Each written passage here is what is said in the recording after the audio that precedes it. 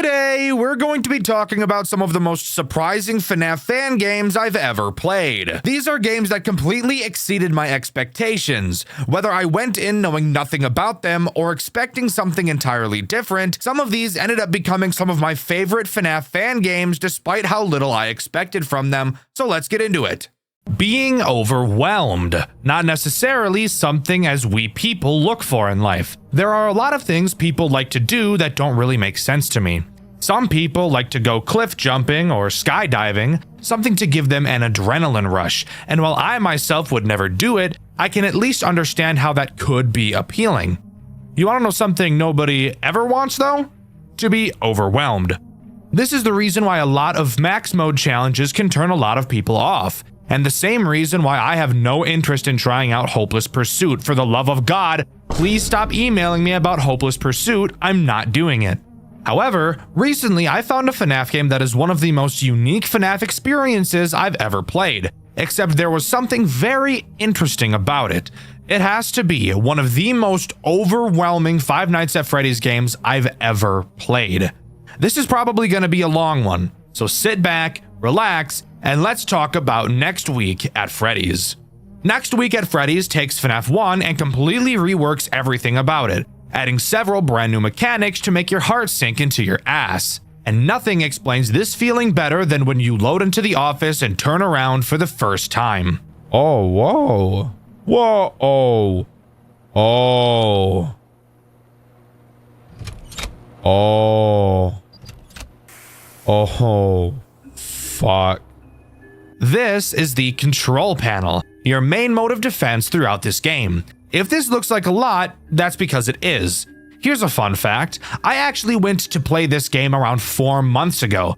But after seeing this monstrosity behind me, I actually ended my recording and chose a different game to play because of how ridiculous it looked. This control panel is intimidating. There are so many switches, levers, and panels on this thing. I wouldn't blame you if you decided just from glancing at this that this game wasn't for you. To really understand just how much shit goes on in this game and how much you'll have to learn, this game actually gives you a tutorial night where you can mess around with everything in the building for as long as you want, because just throwing you into the game would 100% be too overwhelming. Next Week at Freddy's doesn't have any phone calls, nobody to help you and to explain to you what to do. Except there kind of is. This is Comcat. Get used to seeing him a lot. His first major role is in the tutorial night, where he will teach you how to use the computers and teach you the mechanics of each important camera in the game, which, by the way, there is a fuck ton of them. So strap in and get ready because it's about to get insane. I'll explain the important mechanics as they become relevant, so let's start with how Comcat works, because yes, of course, he himself acts as a threat. While Comcat himself can't kill you, he can be the most annoying character on the face of the earth when he wants to be. You can click on his icon on your taskbar to make him appear. There are a few phrases he will say when you do this, and occasionally a phrase will prompt you to respond to it. While you're talking with Comcat, you won't be able to interact with anything else on the computer. This includes your cameras, but to be honest, everything else on the computer isn't useful from a gameplay standpoint. If you don't periodically check on Comcat this way, he will take speaking with you into his own hands and appear on the screen whenever he wants. He's pretty much just Bonzi Buddy, except he doesn't steal your private data. When Comcat chooses to appear on his own, the conversation you'll have with him will be much longer than if you initiated the conversation yourself. And since you can't control anything until Comcat leaves, it's in your best interest to occasionally check up on him. 2 characters become active on night 1, Bonnie and Chica. But before we talk about their mechanics, I want to take a moment to really appreciate how amazing this game looks. Every little detail looks incredible, especially the animatronics. If you look very closely, you'll be able to see the fuzz from the fabric on the robots. It's honestly some of the coolest stuff I've ever seen. So much attention to detail, it's incredible. But now we can talk about how Bonnie and Chica work. And trust me, these guys do way more than what they do in the official games. Like, take every mechanic that each of them does from every official game and merge them together, and I bet you that they will still do more in this game. I told you it was overwhelming, so let's get into it. Let's start with Bonnie, since he's usually the baseline, basic FNAF character. the character that should be simple to understand and should pave the way for more interesting mechanics to form off of it in later animatronics. How much could he possibly do? Well, a fuck ton. Like, a shitload. Bonnie's a whole fucking FNAF game by himself, I can't even lie. Bonnie starts on stage. You might be wondering why I'm not just saying what I usually say. Oh, he walks around the building and eventually makes his way to your office. Well, because he's not that simple this time around. So tracking his movements is actually important. Bonnie has 4 possible attack methods. I'm sorry. 4? That's the most insane thing I've ever heard of. And Bonnie is supposed to be the simplest character? I'm mortified of what is yet to come. Well, calm down, buddy. Let's go over each possible route that Bonnie can take, starting with the most basic one, heading to your office. This one is simple. Bonnie will walk to your office, appear in your window for a while, and eventually walk into the doorway where you can really see how fucking hulkingly terrifying these robots are. I know that FNAF 1 animatronics are like 6'9" or something like that canonically, but no FNAF game has really shown that off in a way that is meaningful. Seeing the animatronics in the doors in this game is actually kind of scary. Obviously, just close the door and you'll be a-okay. However, do keep in mind that the animatronics in this game like to sit at the door for approximately 12 years, so that's fun. Bonnie's next means of making your life miserable is through attacking the compressor room. What the fuck is the compressor room? Well, now is the time we get to start talking about the control panel, and where this game really starts to become an overwhelming headache. The compressor is a large machine inside of the building. The compressor is what allows the doors all throughout the building to be closed, because as I'm sure you could have guessed, it compresses the air that allows the pistons of the door to work properly. I think. I don't know, I'm not an engineer. If any engineers are watching, explain how wrong I am about compression and pistons or whatever the fuck in the comments. Thanks. Bonnie will try to enter this compressor room through the hallway camera right before your office. You will have to use the control panel behind you to remotely close off the door to the compressor room before Bonnie gets the chance to enter. However, it's moments like these where I need to bring up an issue I was never able to figure out myself. Since this game is made in a 3D environment, unlike the Click Team FNAF games, it gives a lot more room for the characters to move around. So it's very common that you'll be able to see characters in multiple places on the same camera. When it comes to doors like the compressor room, telling exactly where the animatronic's next move is going to be is borderline impossible. Sometimes it's obvious and the character will be standing right next to the door facing it. However, sometimes they'll be miles upon miles away from the fucking door, yet still have their next movement opportunity be into said door. You're not near the door, you're fine. Oh, Chica, you dick. So this leads to you closing doors whenever you see a character on the camera, which a lot of the times the character was never going to enter in the first place, therefore just wasting a fuck ton of power for no reason. If Bonnie manages to get into the compressor room, he'll slap his fat crack all over it and break it, which will require you to reboot your compressor. With your compressor off, you obviously won't be able to shut any of the doors throughout the building. This includes the doors you can close on the cameras. Bonnie's next attack strategy is the camera connections in the server room. This works exactly the same as the compressor room in theory. You can close the door to the server room when an animatronic is close, using the control panel behind you. If Bonnie manages to get inside the server room, he'll drop his big fat stupid balls all over the control panel and fuck up your camera connections, making you unable to see any of the cameras.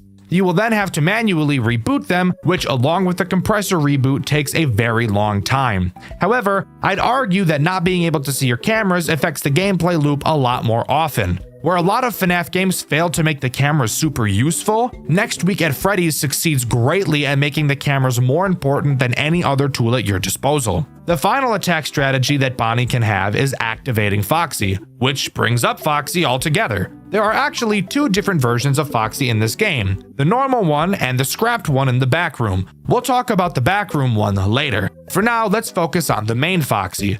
By himself, Foxy is incapable of doing anything and will never attack you, only through the assistance of Bonnie and 2 other animatronics that can activate him. Bonnie has the chance to enter Pirate's Cove and attempt to activate Foxy. Once Bonnie enters, you won't have a super long time to stop him before Foxy comes for that ass. Whoa, no.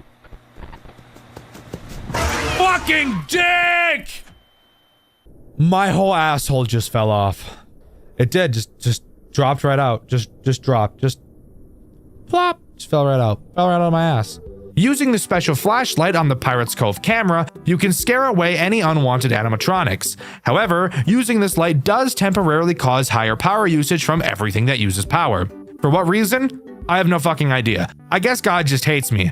If you don't scare Bonnie away fast enough, Foxy will activate and run to your door. If you don't close it fast enough, he'll place his hook into your rectum, and I'm sure you can imagine how unpleasant that would be. If you do close the door on time, just like FNAF 1, he'll take away some of your power. Except unlike FNAF 1, the max he can take isn't 6, instead being like fucking 15% power just disappears out of existence. So really make sure you're watching that Pirate's Cove camera. Whew. There, a couple of pages into the script, and I'm finally done talking about the very first character in this game. Isn't that awesome? Now it's time to talk about Chica. Chica also has 4 different ways to attack you. Isn't that just fucking awesome? Luckily for us, 3 of the mechanics are identical to Bonnie.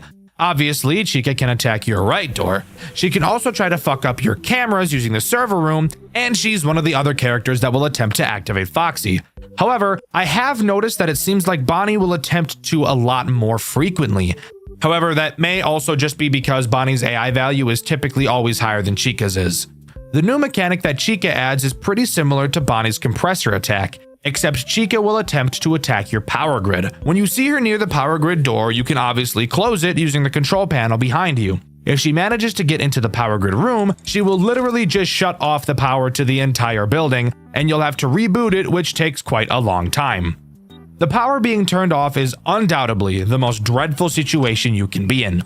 Not only does it require you to wait a billion years for your power to turn back on, but the power being turned off also turns off the compressor, meaning that after you wait forever for the power to turn back on, you then have to wait forever again for the compressor to turn back on. And on top of that, at the start of each night, you have to boot up the cameras, which takes time in and of itself. So of course, when the power is cut, you'll have to reboot the computer as well. Oh yeah, and don't forget to be checking on Comcat frequently or he'll waste even more of your time. Geez, Dxtr, this sounds pretty complicated, and we haven't even introduced everyone yet? Exactly. We still have a lot more to talk about. But if you want to feel a little bit better, the lower the character's AI, the less likely they are to make the most effective choices, meaning that on night 1, most of the movement will be Bonnie and Chica trying to disable your cameras. I personally didn't have them come to my doors on night 1 at all. Night 2 doesn't add anything new, it just increases the AI of Bonnie and Chica, so chances are you're going to be seeing at least one of them at your door on this night. However, I will be taking this time to talk about what I feel is this game's biggest flaw: time. The nights in this game are long as fuck. I'm talking super fucking long. However long you think they are, they're longer. Most typical FNAF games now will have a real life second equal 1 in-game minute, meaning that most nights in FNAF games are 6 minutes long. I feel this is a good length for a night, just dividing the in-world night time in minutes by 10. However, Next Week at Freddy's thought it'd be really funny and a little bit quirky to make each in-game minute 2 seconds in real life, meaning that each night in Next Week at Freddy's is a whopping 12 fucking minutes long. Are we serious? I guess I get it. The animatronics move pretty slowly to give you time to properly search for them on the cameras. But 12 minutes? I think I'd rather swallow a grenade and die, thank you. Like, I still beat the whole game. But god damn, losing when you're 11 minutes into a night will really make you question how violent of a person you actually are. Now, something interesting happens after beating night 2. We get thrown into what this game calls nightmare segments. Think of them like this game's version of a post-night minigame, except this time there's actually way more to do and it isn't mind-numbingly boring. Well, okay, the first one is. During this nightmare segment, we wake up in the back room of the restaurant. Is this actually happening or is this a nightmare? I'm not 100% sure, but I'm leaning more towards it being a nightmare just because of the name of the segment. We wake up on the floor and notice that the door is closed and we're stuck inside. We say that someone will surely come to find us, and without even standing up, the nightmare ends. Again, I told you the first one was boring, but they will only get more and more interesting from here, trust me. Moving on to night 3, once again, nothing new is added. The AI of Bonnie and Chica are just increased. But you really have to think, with how many different ways each of them can attack you, and how overwhelming the game's system as a whole is, this is still enough to make each night feel significantly more difficult than the last. Moving on to the second nightmare segment, we're finally able to stand up and really get a good look at our surroundings. The room is very small and very cramped, which would give any normal person a feeling of claustrophobia. We pick up a flashlight that barely does a goddamn thing and start to explore for an exit. It's at this point where I notice that these nightmare sections would be my least favorite part of the game because of the horrendous mix of both motion blur and horrific head bobbing. But that's really besides the point. We eventually notice a door and recognize that it's just like the one in the office. However, the lever that controls the door is missing. We find it on a desk, but before we can attach it to escape, a throbbing pain comes to our head and we pass out. Night 4 is where we get to talk about the new and final threat this game has to offer. But don't let that fool you, because this threat is a big one. A big stinker. A poopy head for all of you elementary schoolers out there who really shouldn't be watching my channel.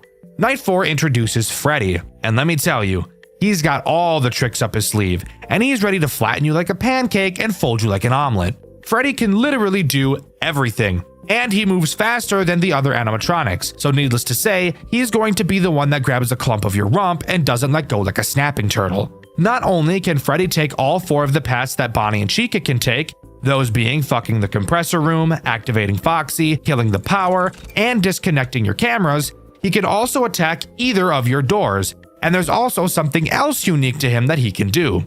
Remember how I told you that there are 2 Foxies in this game? Yeah, Freddy fucks around with the other one. Scrapped Foxy is present in the back room. The only other character who will enter this room is Freddy. And be careful, because sometimes seeing Freddy on this camera can be pretty difficult, as he has the habit of hiding in the shadows. When you see Freddy in the back room, shut the door to Scrapped Foxy's room using the control panel behind you. If Freddy manages to get inside, he will send Scrapped Foxy to your office. However, unlike normal Foxy, Scrapped Foxy can attack either of your doors. I personally have no idea how much power he takes away when he pounds on your door, as I'm a fucking god gamer and never had to deal with him. It is a mistake I will not make again. Uh-oh. Okay, let's talk about this. I had that fucking door closed when Freddy was in there. Which, by the way, you can see my epic FNAF scales on my second channel, Dxtr Black. But once Scrapped Foxy pounds on your door, he'll break in the hallway where he won't reactivate for the rest of the night. And from here, nothing else actually gets added to the night sections. Each night just gets more and more difficult. Now sure, there aren't a lot of threats that can happen at the same time, but the reason why this game is so overwhelming is because of how much you have to remember. You have to know where all the characters are. You have to understand how each mechanic works, and you have to be able to control your nerves during all of this for 12 minutes straight and barely pass each night due to almost running out of power because these animatronics camp more than a fat Call of Duty player. Oh, hi, Chica.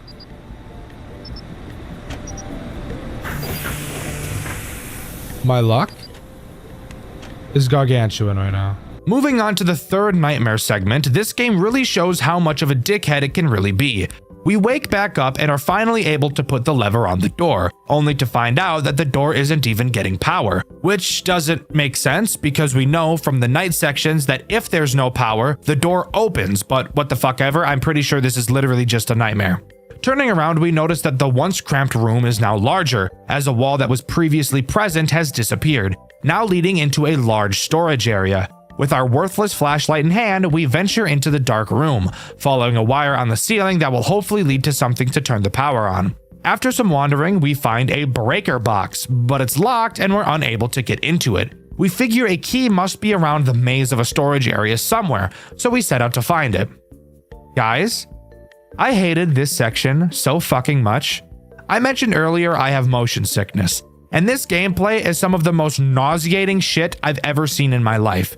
During my playthrough, which you can watch over on my second channel, Dxtr Black, I spent a pretty decent amount of time looking for this key, and I couldn't find it. With my head pounding and really just wanting to wrap up the video, I looked up a walkthrough just to see where it was. I went to the location where the guy in the walkthrough found it, shout out to Indie Fuel by the way, only to find that the key wasn't there.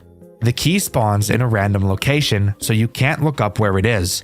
I now had to spend who the fuck knows how long wandering around with the feeling that my head was about to implode looking for a key the size of your ball sack. However, eventually I did find it and I used it to unlock the breaker, only to find out that all we unlocked was another fucking lock. God damn it! Are you serious? This is not a thing that has ever existed. Now we have to find a 4-digit code in this fucking hellhole. This is by far the worst nightmare segment in the entire game. It is ruthless. At first I thought, oh, let's just try the classics. You know, 1987, 1983, but nothing worked. So I assumed that I had to go find the numbers somewhere. I checked the walkthrough, and of course, the code is randomized. Amazing. After once again, who fucking knows how long, I wander back to the breaker only for the game to then tell me that I should listen for clicks on the correct numbers. Are you fucking me right now? Why did you not tell me that when I was guessing codes before? Why did you wait so fucking long to come up with that? This game hates me. This game is pulling my hair and just plowing the shit out of me like I'm a dirty little slut. But whatever. We input the code and flip the breaker switch. And as we're walking back to the door to try and open it, we once again pass out. I guess that's what happened when you're just fucked for hours upon hours at a time. You get so tired, you just pass out. Fantastic. As I've said, Night 5 doesn't add anything new, so we can just jump right back into the hellhole that is these nightmare segments, where the same 15-second ambience loops forever right in my fucking ear when I already have a goddamn headache. Once again, we wake up and walk back to the door to see if we can open it. We flip the switch, and for fuck's sake, something's wrong with the compressor, so we have to go try and find something else. Now, I'm not sure if this next part was just a me thing, so for anyone else who has played this game, let me know if this next part happened to you. We're told literally nothing of importance. The only thing our character states is something along the lines of, "What am I going to do now?" And that's all we're left with. So my first thought is something along the lines of, oh, I just need to look for another who the fuck knows what. So I did just that. I wandered around the storage area looking for something I hadn't seen before. Who can even say how long I was wandering around before I eventually found what I was supposed to find? Directly next to the original room that we were in at the beginning of the nightmare segments, another wall miraculously disappeared, and that's where we were supposed to go. That wouldn't even be a huge problem if I could fucking see anything at all, but it's so fucking dark. I can't see my hands. It's so dark I can't even think, which I know doesn't make sense, but fuck it, here we are. Entering this new room, we see a bunch of pipes on the wall. We know the power is on, but figure that there's a generator somewhere that hasn't been turned on, because it wouldn't be a horror game if you didn't have to turn on a generator at some point, now would it? After wandering down a hallway that probably took me 20 minutes to find because I couldn't see a fucking thing, we stumble into the room where the generator is. We power it on and promptly pass out once more because of how loud it is. I'm sure you could guess, nothing new of note in Night 6, just really fucking hard. In the final nightmare segment, we wake up once more. We walk back to the pipes only to find that a bunch of gas, or air, whatever the fuck, is leaking out of them. So we have to find something to close the valves, which means I get to play another game of walk around aimlessly with a headache looking for a randomly generated tiny object when I can't see a fucking thing. After a long time searching, we find a valve. We then have to take the valve back over to the pipes and figure out which of the billion of them to close off. At first I thought, let's follow the pipe that leads to the door we're trying to open. So after following the completely unconventional and nonsensical twists and turns of the pipes, I found the one that went to the door. Placing the valve in that pipe, I tightened it and it caused the valve to shoot out at Mach 1000 and land who the fuck knows where. So you know what we get to do now? Play another game of walk around aimlessly with a headache looking for a randomly generated tiny object when I can't see a fucking thing.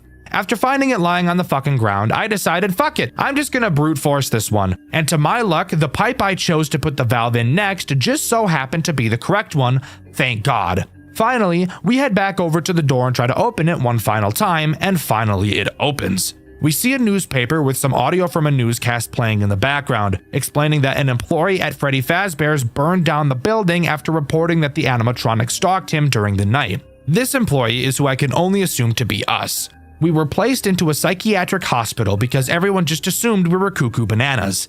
We also find out that the owner of the restaurant, who in this game is called Jacob Fazler, retarded name, I should mention, has been arrested for killing several children, probably in reference to the typical FNAF missing children's incident. And of course, the co-owner, Marcus Reed, killed his daughter. Why did this game choose to give them different names instead of calling them William and Henry? I'm not totally sure. But with that, the main game of Next Week at Freddy's comes to a close. But this game's lore goes a lot deeper than what we've seen. I mean, seriously, the backstory of this game takes up an overwhelming majority of this game's own Wikipedia page. Throughout this game, you're able to look through the files on the computer while also doing things like checking the cameras. It's through these files where you can learn the most overwhelming bullshit you've ever been up against in your entire life. Alright, so let's break down the absolute shit show that is this game's retelling of the original FNAF lore. As I understand it, and with significant help from the wonderful writing of City, the creator of the FNAF fan game wiki. Seriously, I couldn't do this shit without you. No idea how you had it in you to write all this, but here's my shitty retelling. Next Week at Freddy's kicks off with Jacob Fazler and Marcus Reed, the two guys behind Fazbear Enterprises. They started cooking up the idea in the late 80s, and by October of 1989, they have brought the building that would become Freddy Fazbear's Pizza family restaurant. Jacob even logs all of his progress on the same computer in the office you used during the game, talking about buying the stage, wiring the rooms, and bragging about getting pneumotronics to build the animatronics. He also casts the voices: Adam Burton as Freddy, Rick Ellis as Foxy, and Davey and Suzanne Paul for Bonnie and Chica. By 1990, the place is open. Business is booming. Jacob marries Nancy. She helps out in the studio, and soon they're running 3 locations. Everything looks fine, but Marcus slowly drifts away from the company, skipping meetings and distancing himself. In 1995, Jacob installs the infamous control panel in the office. You know, the fucking NASA dashboard of switches that's basically the whole reason this game is overwhelming in the first place. Then, life falls apart. Nancy dies, and that's never explained, and Jacob is left raising their daughter Lara on his own. Lara grows up around the restaurant but loses interest in it, and Marcus cashes out of the company entirely. Jump to 1999. Jacob gets a shiny $12 million offer from Sunbird Hotel Corporation to expand, and for the first time in years, he's motivated again. But in 2001, Marcus storms back demanding his old share. Jacob tells him, "Too bad, fucker, the deal's already done," and Marcus has a meltdown. He's literally dragged out by Adam Burton, Freddy's voice actor, and Marcus files a lawsuit, but the outcome is never revealed. And then tragedy hits. In June 2001, Lara is found dead in the storage room of Freddy's. 3 days later, Sunbird pulls their deal.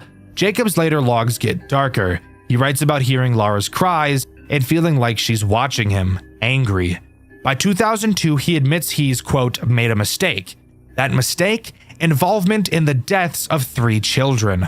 Not long after, Freddy, Bonnie, and Chica start moving in disturbingly lifelike ways, which, yeah, the model viewer pretty much confirms are the spirits of those 3 kids. Meanwhile, the employee chat logs on that same office computer show the slow collapse of the place. Staff complain about the animatronics walking around on their own, about creepy suits left lying around, about Jacob drinking and acting strange after Lara's death. Scrap Foxy briefly gets mentioned as this janky earlier version of Foxy. There's even a memo from Jacob banning guest mode after a balloon incident, and literally bolting the animatronics to the stage to avoid lawsuits. And as far as I'm aware, that's all Next Week at Freddy's has to offer.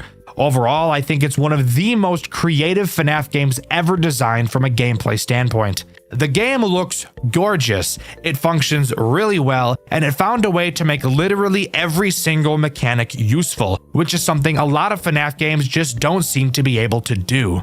I would highly recommend you play this game and give it a try. You will not regret it. A plot twist is a literary technique that introduces a radical change in the direction or expected outcome of the plot in a work of fiction.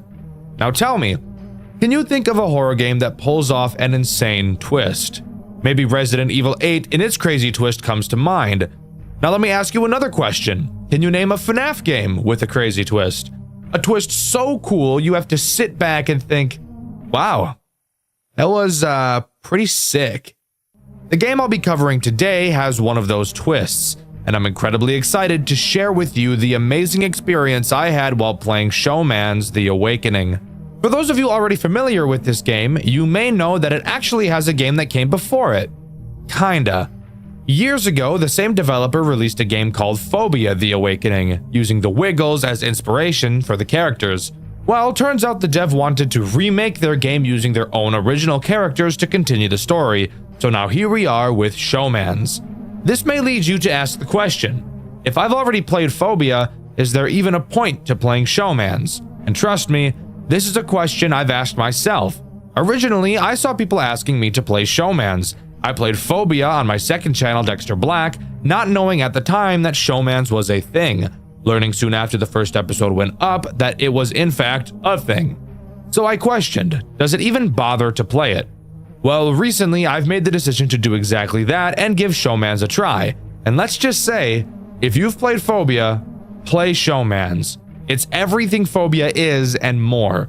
So join me as we quake our asses into Showmans: The Awakening. In Showmans, we play as a guy named Mark Ward, an employee of Showman's Pizza Place. And in night 1, we're introduced to 2 of the animatronics that will be trying to insert their fingers into orifices we'd really prefer they keep their grubby little hands away from. But before we can talk about them, we should talk about the tools at our disposal. Something really interesting you'll notice about the office is that you're able to look everywhere. Up, down, left, right, behind you, below you. It's actually really cool. It's really the first thing I noticed jumping into the game. The reason for this is actually because Showmans wasn't created in ClickTeam Fusion like most FNAF games are. Instead, it was created in Blender, which is what most FNAF games use to model their characters, and is something I also had no idea could be used to program a game. So that was pretty cool learning for the first time. Anyways, you'll see 2 large hallways on your left and right, which you can light up using buttons on your desk. In front of you is this lady. Hey, hottie. She's not hot, I'm not even gonna lie, she's not even bad. Who we'll be talking about later in the video. And if you look behind you, you'll be able to see the clock where you can tell how much longer of the night you have to get through. Oh yeah, and of course, there's cameras, because it really wouldn't be a FNAF game without those. With that out of the way, now we can talk about the first 2 threats this game introduces, Johnny and Harry. Now I know, those names aren't very normal sounding when thinking in terms of Five Nights at Freddy's, when usually we're having names so utterly stupid you'd be forced to think they were a fictional character. But no, these 2 are still robots, and you still cannot have intercourse with them, so please remove all thoughts of that nature from your head for the remainder of this video. Johnny and Harry both start from the show stage and do the exact same thing. Johnny will move through the cameras to your right hallway, and Harry will move through your left hallway, where they will then enter what I'm going to be calling their attack mode. During their attack mode, they have 5 phases. Each phase has a sound cue, and it's important that you're listening for them. With each phase, they'll move closer and closer towards your office, with the final phase having them walk up to you. Obviously, you can check their distance by flashing the light at them, and by doing so, you will also temporarily stun them in place. However, I would highly recommend you don't turn the lights on when they're in the hall, as I personally feel it's much more efficient to just let them attack you so they can piss off as fast as possible. Every time Johnny or Harry enters a new phase, their eyes will glow for a short time after their sound cue plays. So when you hear it, you can just turn in the direction to double check that they've moved. On these earlier nights, you really don't have to be super careful with them. Flashing lights and not counting sound cues isn't really important since they're your only threats. So I'll get into a bit of a better strategy for them later on. However, once they enter your office, you'll have to quickly throw on a spare mask to fool them into walking away, just like the animatronics from Five Nights at Freddy's 2. And that's really it. Night 1 is pretty damn easy, really just introducing the basics needed to understand 2 very important mechanics. After beating Night 1, we see a cutscene, something that was not originally in Phobia. In it, we meet with the founder of Showmans, Jason Baker. He confirms with us that only Johnny and Harry were active on our shift, and we confirm. Apparently, this should not be happening, and it's a known issue. So that's good at least. Jason tells us that a previous employee mentioned more characters moving, which in all honesty doesn't bode well for my anus, given the fact we still have 5 more nights of this to deal with. But we get our things and go home for the night, only to come back to work in the morning. Night 2 introduces 2 new animatronics, and let me tell you, this is where the game starts to show how much of a pain in the dick it's about to become. The first character we should talk about is the fine shite sitting in front of us, Peggy. Peggy reminds me a lot of the scrapped animatronics from Five Nights at Freddy's Pizzeria Simulator, just given the fact of the way she moves subtly like them. She also reminds me a lot of what Anissa's husband really doesn't want her to do to him.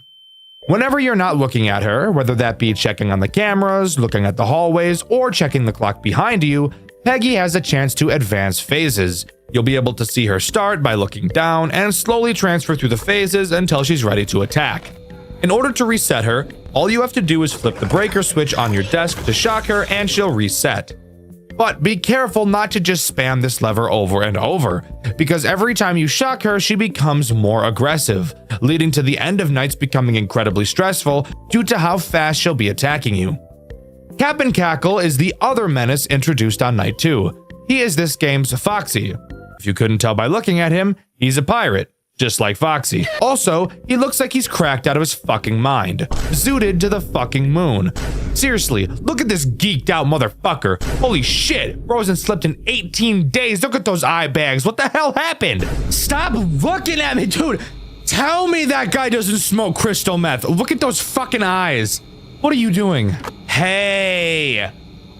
That's the face I make when I'm about to eat ass, bro. Anyways, similar to Foxy, he'll have several phases on camera 6. Watching him will slow his progression and even in some cases make him go backwards. If he happens to leave camera 6, he doesn't do exactly what Foxy does. Instead, he'll just start moving through your cameras like any other character would, albeit very quickly. If you manage to stare at him in one of those other cameras, he will go back to camera 6 where you can continue oogling at him to make him stay put. Both Peggy and Cap'n Cackle work very well together, and the same goes for Johnny and Harry. We have 2 other central characters left to introduce, and you'll notice that those 2 also work very well in tandem with one another. This is something I need to give this game praise for.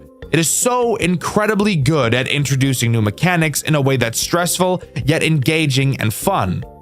You introduce Peggy, a character that moves when you don't look at her, and Cap'n Cackle, another character who moves when you're not looking at him. And because these 2 characters are in different places, it forces you to learn how to balance them together. God, it's so fucking cool. Similar to last night, this night also has a cutscene after completion. In it, we're seen walking to the exit of the building. We hear a noise and quickly turn around to see an unknown animatronic staring back at us. It stares for a while before turning around and walking away. This is a character we haven't yet seen. Even the characters we'll be talking about on later nights can be seen on the cameras all the time, but this one can't. Keep him in the back of your head as he'll become important later. For now, let's move on to night 3.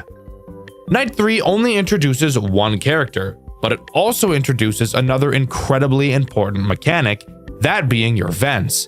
The animatronic introduced on night 3 is Tony the Chef. He will enter your vents. You'll notice on your cameras that you have 3 camera vents. Tony can enter 2 of them, those being either camera 12 or camera 11. In these vents, he will have multiple phases he will move through before attempting to enter your office. With each movement, a very quiet sound cue will play, a stark contrast to Phobia where the sound cue was very noticeable. By double-clicking on a vent cam, you can lock the vent. Locking a vent uses no power because the game has no power to begin with. Praise God. Once a vent is closed, you can keep it closed as long as you'd like, with no consequences. The only downside is that you can only close one vent at a time. So this night really isn't all too different from night 2. Well, now's the time when I want to talk about sound cue counting with Johnny and Harry, as it's this night where you'll probably want to start getting used to doing that.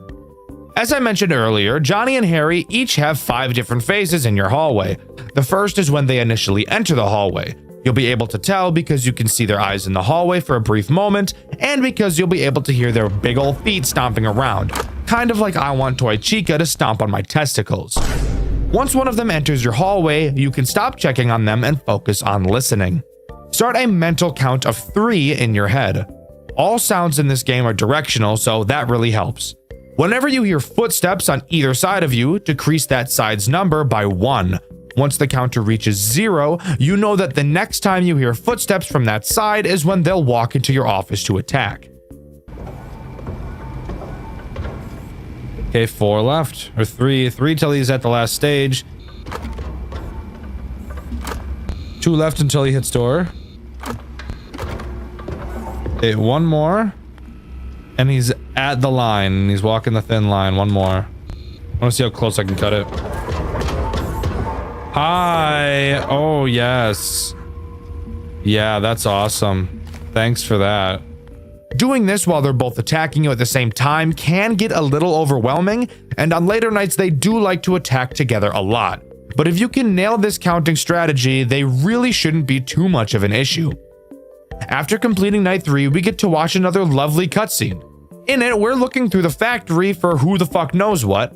We open a crate and find a Johnny plush inside. Seeing this toy seems to trigger some primal instinct in us, and we pass the fuck out.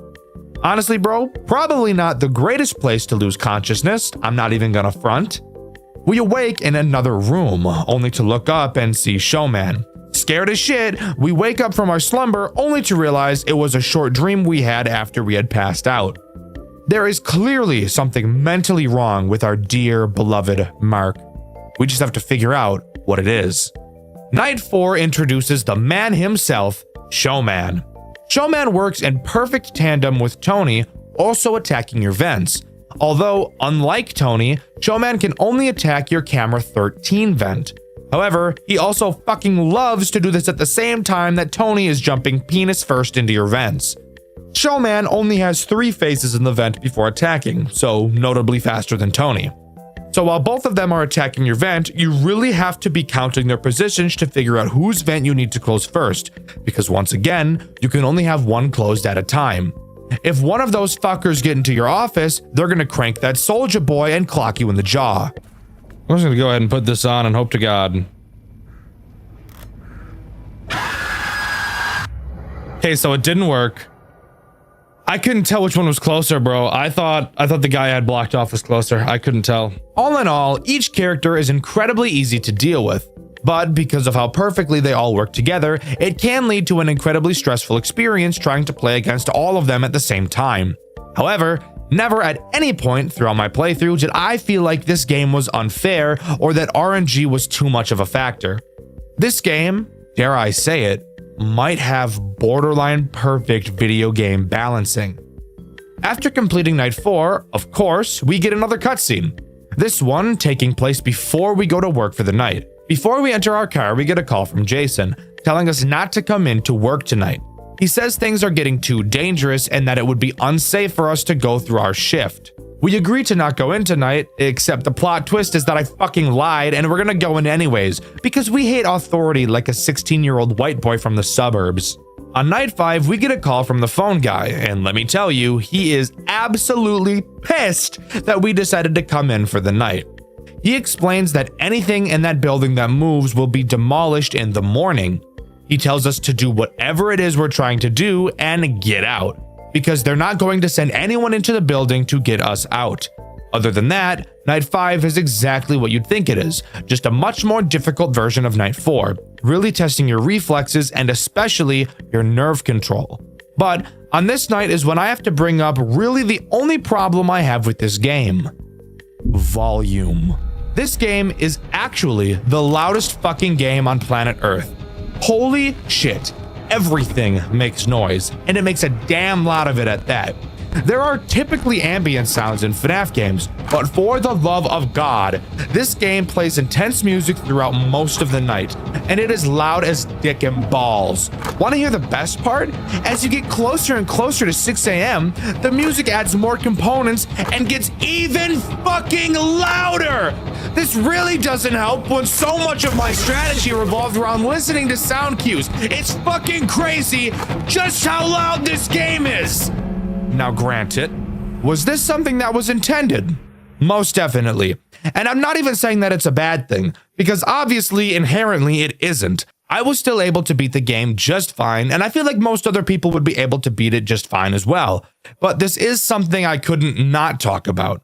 I love this game, but of course I'm not going to always be able to glaze everything I see, and I think this is truly the only flaw this game has. But hey, who gives a fuck about what I think? Let's move on to the cutscene, baby. Let me just say, I love this cutscene. I think everything about it is great. The pacing, the acting, everything is just so good that I don't want to ruin it by just talking about it. I'd much rather just show you.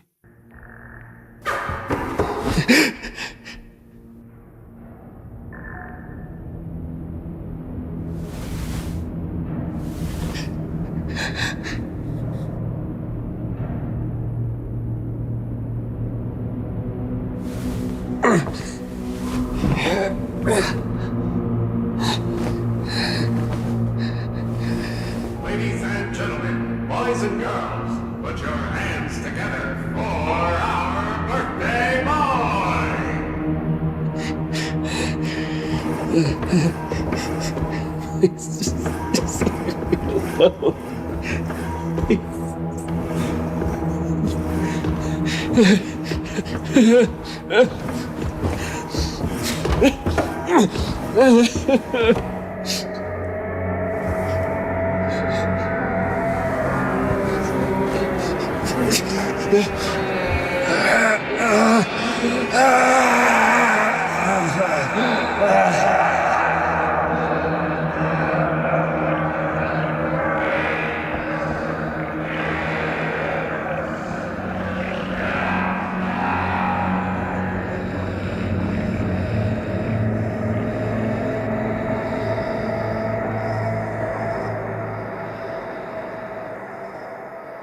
Well, god damn.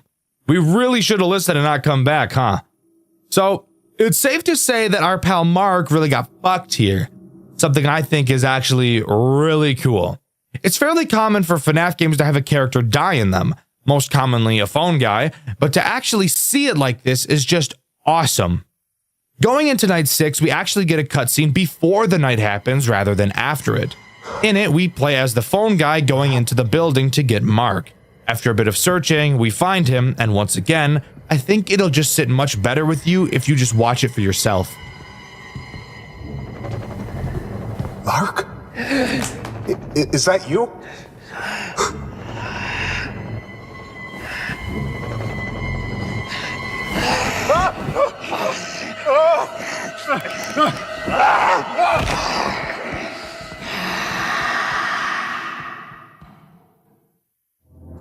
You shouldn't have went in there, bro. You shouldn't have went in there, bro. You shouldn't have went in there, bro. You should have done that shit.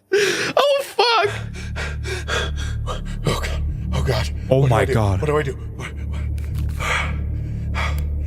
Keep yourself together. Are you fucking me? That's right. Turns out Mark isn't dead, but is just kind of possessed.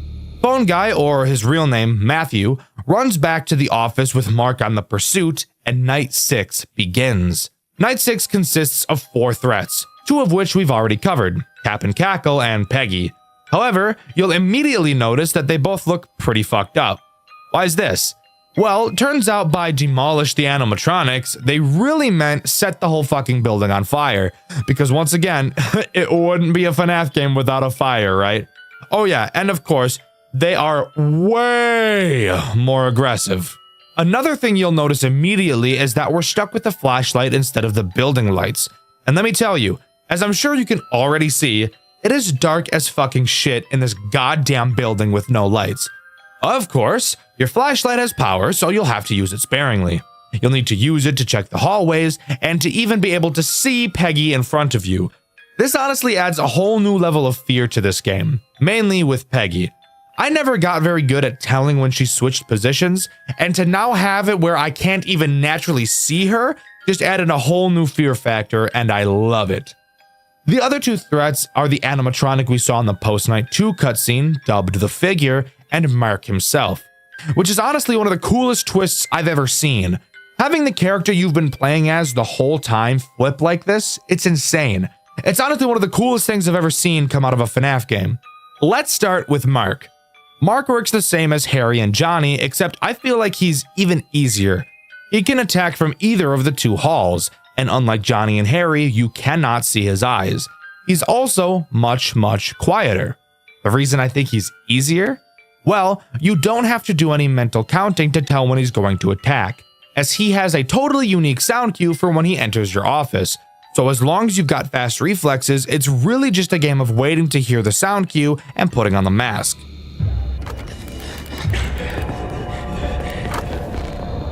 The final new threat on this night is, of course, the Figure. He takes the place of Tony and Showman attacking your vents.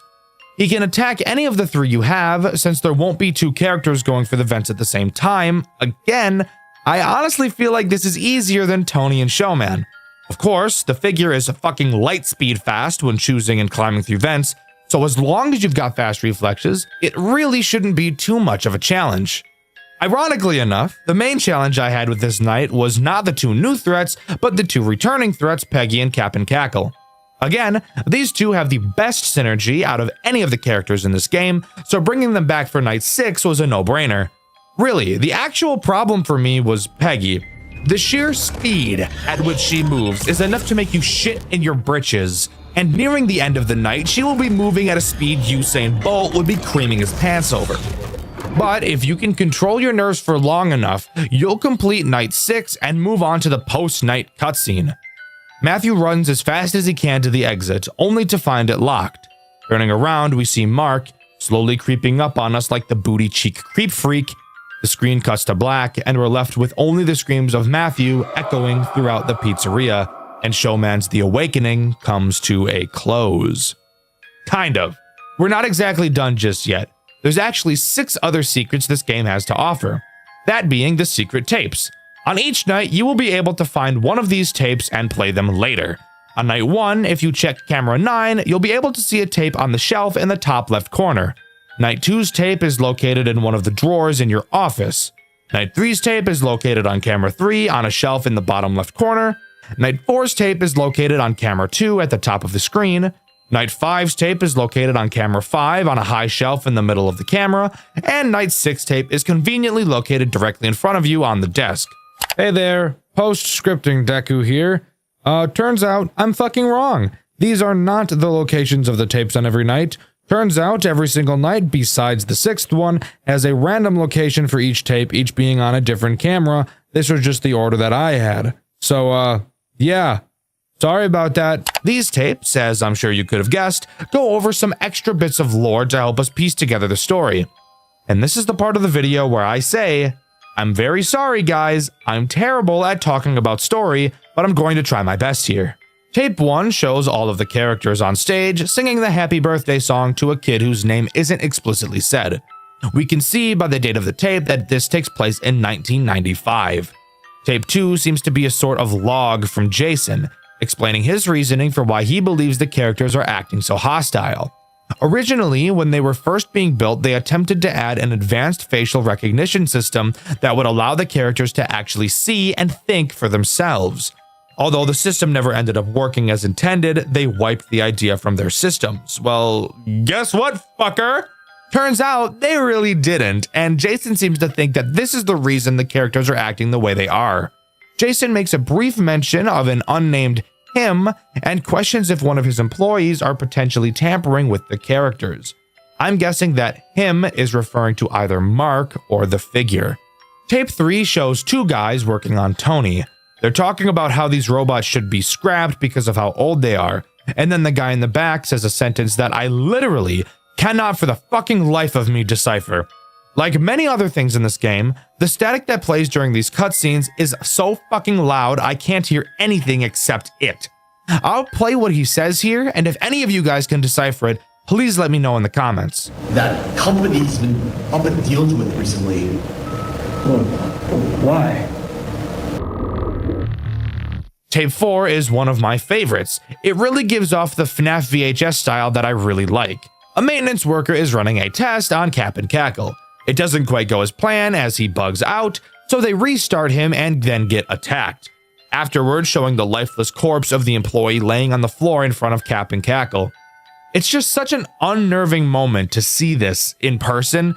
Usually when it comes to FNAF games and death, you don't see it. So seeing it in a game like this is really unnerving, and it adds a sort of realism to the actual events that are taking place. Tape 5 is probably my favorite of all the tapes, being the most terrifying in my opinion. In it, we're in the perspective of what sounds like a young girl. Hiding under a table, we hear a scream from another room. Shortly after, Johnny walks into the room and starts to look around. The girl accidentally makes a noise, and when she looks back up, Johnny is staring at her. And he quickly goes for the kill. This is such a fucking horrific and terrifying situation to think about being in, and I think that's why I like it so much. Just imagining being in the same situation makes my hair stand. Tape number 6 is an odd one. We appear to be being spoken to by the figure. He tells us that the birthday we saw earlier was Timmy's 12th birthday. He had 2 of his friends with him that day, and it was a party made specifically for him. Then we see 3 drawings of his friends, all of them sad. The figure appears in front of us and slowly glances up before the tape ends.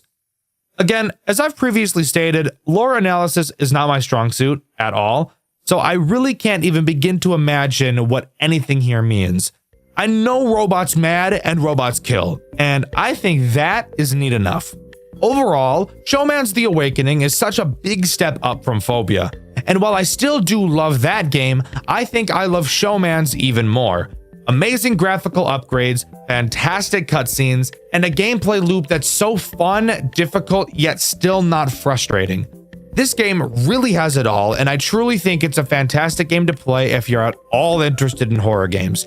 Even if you're not a huge Five Nights at Freddy's fan, I still think you should give it a try. I've covered a lot of games made by the developers in the Five Nights at Freddy's Fanverse initiative. I've covered the fantastic Joy of Creation made by Nixon, the famous Five Nights at Candy's by Emil Mako, and I've covered the gorgeous One Night at Flumpty's by Groomer Jonachrome. For the most part, I've enjoyed all of these games, but there is still one game in the initiative I have yet to cover, Pop Goes by Kane Carter. Another incredibly well-known FNAF fan game with a lot of people having a sweet spot for it. Today, I'm here to find out why. Stick around because I've got a lot to say about it. As mentioned, Pop Goes was created by Kane Carter and was released to the public on June 26, 2016. Immediately, it got a lot of recognition, with FNAF fan games definitely being popular at the time, but it was still new to find a game that remotely matched the quality of the originals. And Pop Goes 100% did. The game shares lore in continuity to the official Five Nights at Freddy's games. However, it does retcon everything FNAF 4 onwards, meaning in order to understand the lore, we have to think only about FNAF 1 through 3. With that key detail out of the way, let's get all around the cobbler's bench and right into Pop Goes. A lot of FNAF fan games like to have an opening cutscene, but not Pop Goes. This game will already get you on your toes by not even showing you the standard newspaper, just jumping right into night 1, wiping its balls all over my forehead. Fantastic. Something you'll notice immediately is the way that Pop Goes handles the office. It's honestly probably the coolest office I've ever seen come out of a FNAF game. It actually comes out of this game harder than you gooners come out of the closet. While in the office, which is hard to even call an office honestly, you will be able to look 360 degrees all around you, with 4 different directions to look in, all serving a different purpose. Although I will admit one of them doesn't really have any reason for existing, but we'll get into that later. Starting directly in front of us, we have our cameras, which are controlled by our phone, and some colorful buttons. Since this is where we'll be spending most of our time, I'll talk about this a bit later. Turning to our left, we can actually see one of the animatronics, and it's at this moment it becomes apparent that we are not in an office, but are rather just in a giant-ass room in the restaurant. This character's name is Blake the Badger, but he's harmless on this night, so as I've already said multiple times, we'll talk about him later.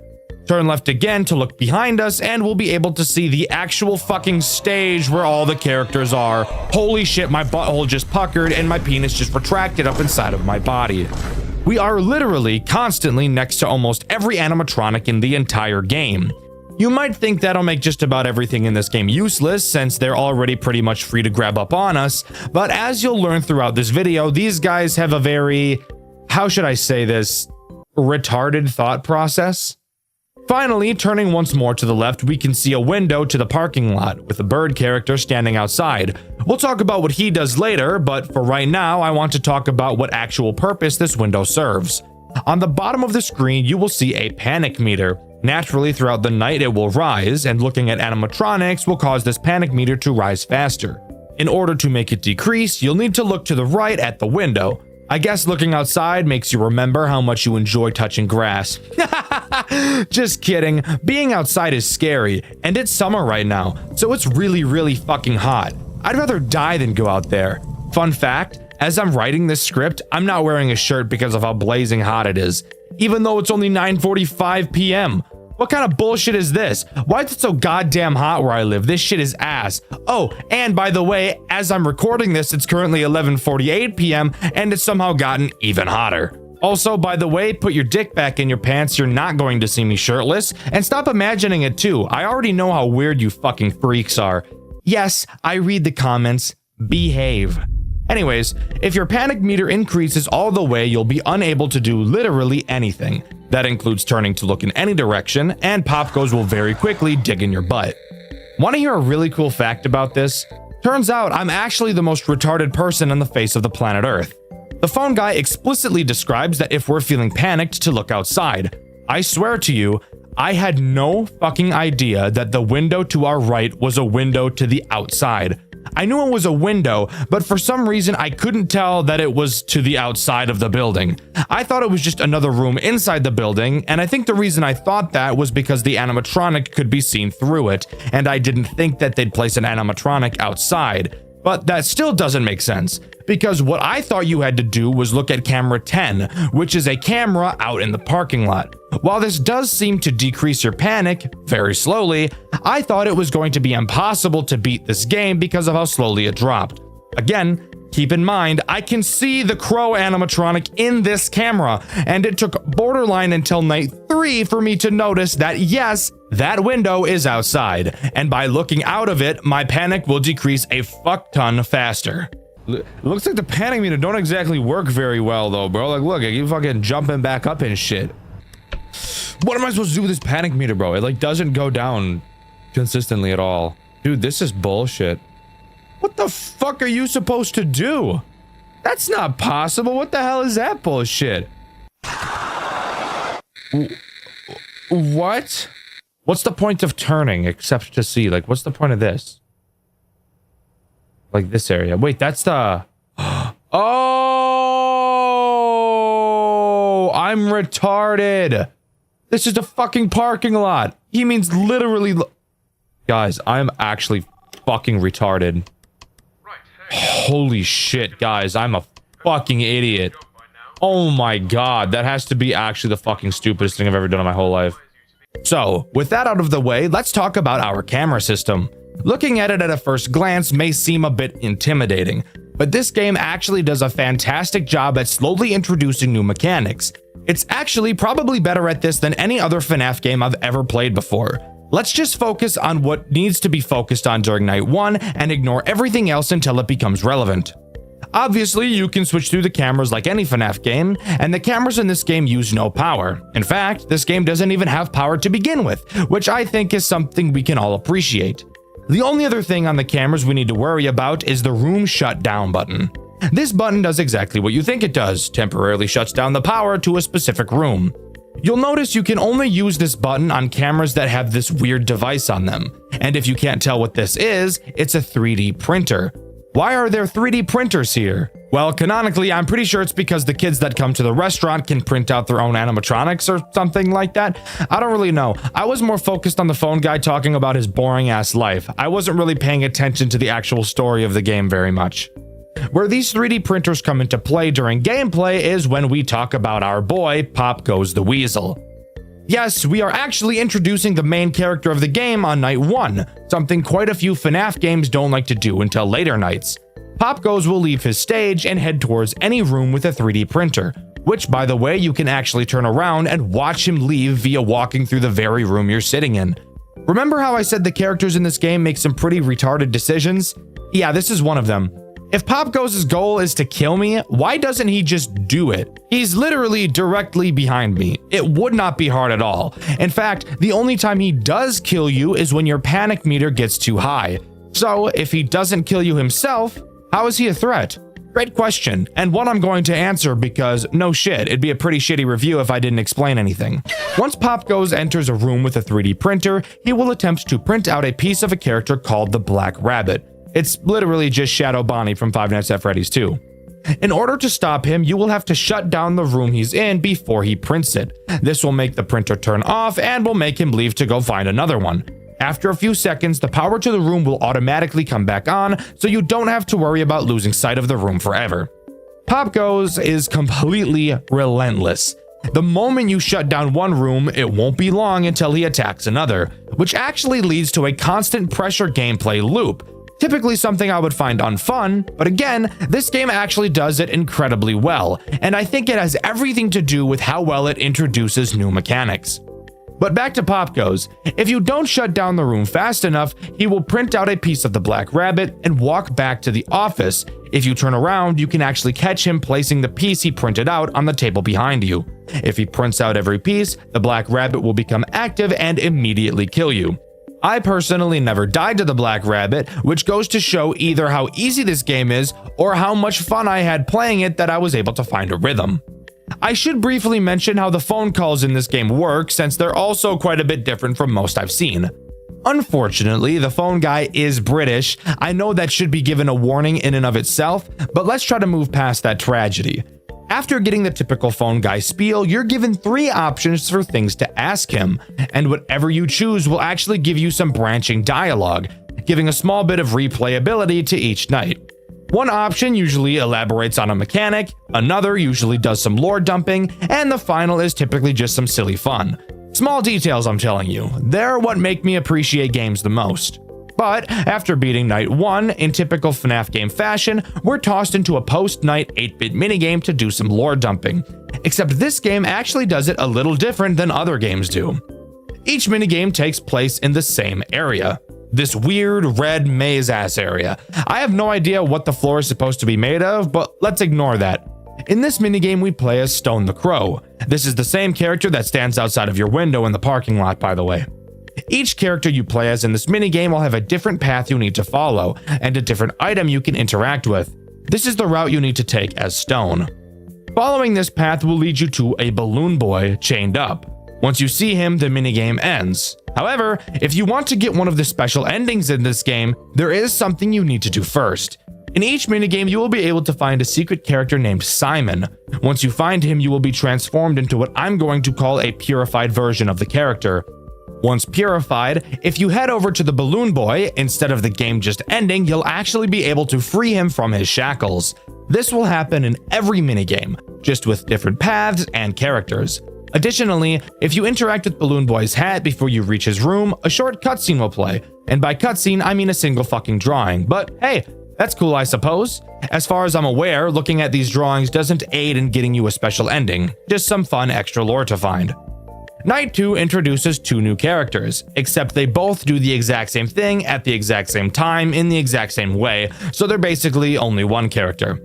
Those characters being Saffron and Sarah the Squirrels, aka this game's gooning material. Get your Jergens out, or just use your hand if you have foreskin because your parents don't love you. Saffron and Sarah, like Pop Goes, can be seen on stage directly behind you. They too would prefer to do something incredibly complicated and retarded rather than just blow your back out from behind like any normal attacker would do in this situation. They introduce a new mechanic, your vents. As I'm sure you could guess from me saying that, these two travel through your vents in an attempt to drop down on you and sit on your face, which is exactly why I never stopped them. Anyways, you can toggle your vent camera on a majority of cameras around the building.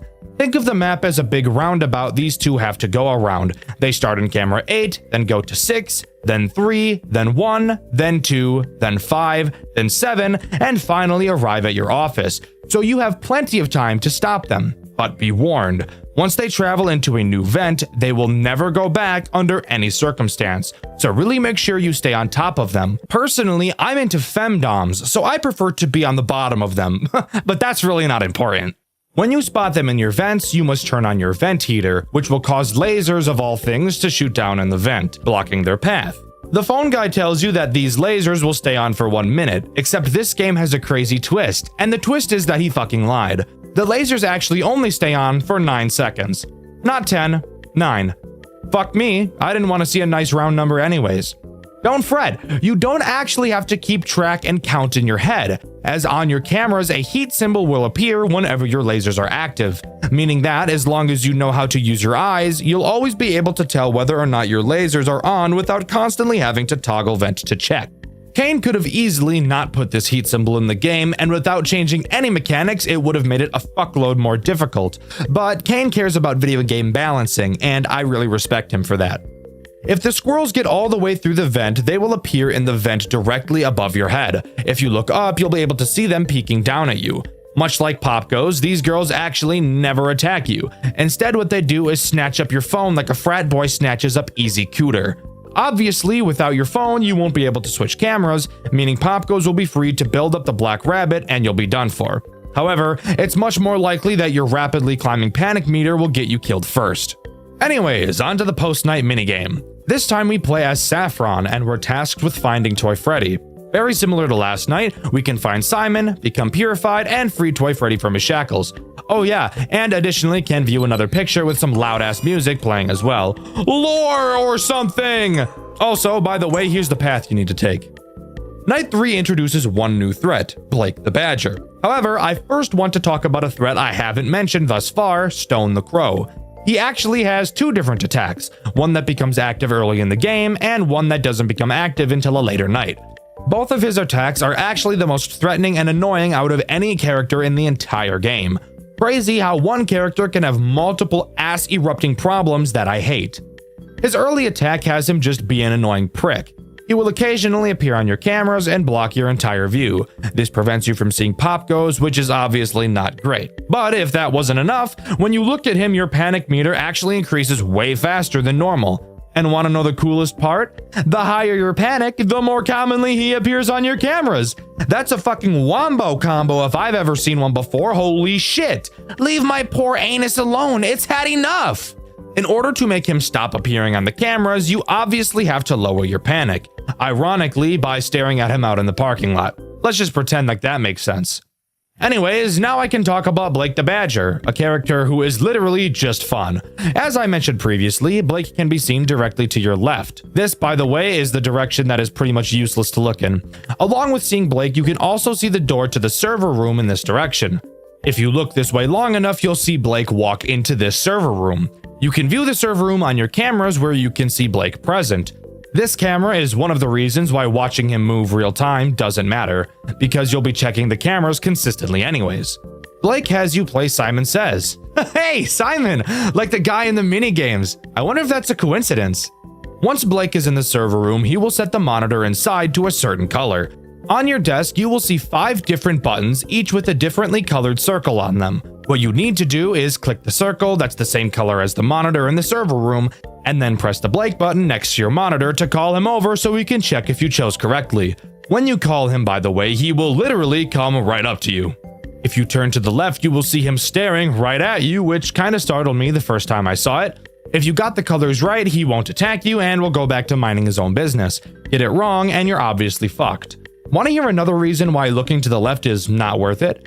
Well, if Blake happens to be there because he's checking on your color, if you look at him, your panic meter will increase drastically. So there is literally never a good reason to look to your left, ever, so just don't. Night 3's post-night minigame has you play as Sarah. I'm sure you can already guess what you need to do. Find Simon, become purified, and find my wife Toy Chica and free her from her shackles, and then let her use those shackles on me so she can have her way with me. But let's leave Chica and I alone while you guys move on to Night 4. Oh yeah, and here's the path. Night 4's new threat is Stone the Crow. While yes, I've already established his camera blocking threat, that's not the only threat he has, as I've already mentioned. This is the night where his much more annoying problem arises. If you are to look out of the window for too long, Stone will turn his head towards you and, I'm not joking, make the most ear-piercing, skull-fucking degrading screech I've ever heard in my entire life. I'm not lying. It's actually the loudest noise in the whole game, and it scared the fuck out of me every single time I heard it. Oh, for fuck. My goddamn ears, bro. When he turns his head at you, your panic meter will increase faster than anything else that causes it to increase. Like, I'm talking fast as fuck. Usain Bolt type shit. Obviously, turning away will cause him to stop staring, and you'll be able to look at him again to decrease your panic that he so rudely increased. This does bring up an interesting dilemma and will force you to come up with a new strategy when playing. You know that looking out the window for too long will cause him to look at you, but you also need to keep your panic empty so he doesn't appear on the cameras. So you need to figure out a proper way to both deal with Pop Goes, the squirrels, and Blake, while also looking out of the window frequently enough to not cause Stone to look at you, while also keeping your panic meter completely empty so he doesn't appear on the cameras. because once your pattern breaks, it will be very difficult and stressful to get yourself back on track. Night 4's post-night minigame has you play as Blake. Here's the path you have to follow to get to Mangle, but remember to find Simon and purify yourself first. I'll never understand the attraction some people have to Mangle. I don't even see how sex with her would be fun. She's a fucked up mess of wires. Even if you could figure out how to get it done, you'd borderline have to be a contortionist in order to not get yourself injured while doing the deed. Anyways, on to Night 5. Night 5 doesn't introduce any new threat, just being a harder version of Night 4, so I'll use this time to talk about Simon and how he appears in the nights. That's right, Simon himself does appear in each night. However, I never saw him throughout my playthrough, which you can find on my second channel, Dxtr Black, and that's because of how specific finding him is. Each night he will appear in a certain room at a certain time, only for a few seconds, which is why I never saw him. When you find him, you will need to click on one of your Simon Says buttons that corresponds to the color of his eyes. When you do, he will say something to you. I guess it being Simon Says wasn't a coincidence after all. On Night 1, he will appear in the arcade's vent camera at the 526th second of the night. That's right, it's actually that specific. His eye color will be red and he will say the following. Simon Says. On Night 2, he'll appear in the birthday room camera at the 116th second. His eyes will be pink and he'll say the following. Keep finding me. I'll tell you everything. On Night 3, he'll appear in the parking lot camera on the 472nd second. His eyes will be blue and he'll say this. Oh, brother. He must be so fond of him. On Night 4, he'll appear in the staff room at the 342nd second of the night. His eyes will be yellow and he'll say the following. Do you think you know who he is? The truth is behind this door. And in Night 5, he'll appear in the hallway camera at the 273rd second of the night. His eyes will be green and he will say this. He doesn't want to remember. We can help him tomorrow. Overall, a pretty cool bit of extra lore in a very fun and interactive way. Again, I'm in love with little details like this. Also, here's another fun fact. If you stare at Simon's screen in the extras menu for too long, your game will crash, so that's pretty cool. Anyways, onto the post-night minigame. Here you play as Pop Goes. Here's the path you have to take to find the worst FNAF character ever designed, Toy Bonnie. And as always, don't forget to find Simon and purify yourself. God, I fucking hate Toy Bonnie. He's the main reason why Five Nights at Freddy's 2 sucks as much dick and balls as it does. I know people have found a way to make 1020 mode not random, but fuck you. He's still a bag of dicks. Night 6 once again adds no new threats, just being the hardest non-custom night in the entire game, really amping up the game's difficulty. I want to talk about two things during this night. This game does probably the best job I've seen at making a challenging experience without being frustrating, janky, or awkward. This night is definitely hard, requiring you to be precise with your mouse, quick with your thinking, and requiring a lot of nerve control throughout. But never throughout my playthrough did I feel like the game was unfair or that there was too much RNG involved. This game is a perfect balance of challenging and engaging. I've truly never seen another FNAF game pull it off as well as this game has. Additionally, Simon can be found on this night as well. I didn't talk about it last night because the way you find him in this night is without a doubt one of the coolest things in the whole game. He'll appear in the station on the 273rd second of the night. You might be wondering what the station is, and the station is literally the room you are sitting in. Simon will appear on the table directly behind you. He leans in so close you can feel his breath on the nape of your neck. It might turn some people on, but it personally makes me feel a bit uncomfortable. Anyways, his eyes will be white and he'll say the following. He wants to save her, and I will make his wish come true. Thank you, Strings. If you've done everything correctly in the post-night minigame so far, you'll be put into the 6th night post-night minigame where you play as the Black Rabbit. Finding Simon, you'll realize he looks different, appearing to be glitching as the purple guy, and upon purifying, you seem to become Spring Bonnie, implying that either Simon has been William Afton the whole time, or that Pop Goes has been trying to construct William Afton the whole time. Continuing forward, you find a man and kill him.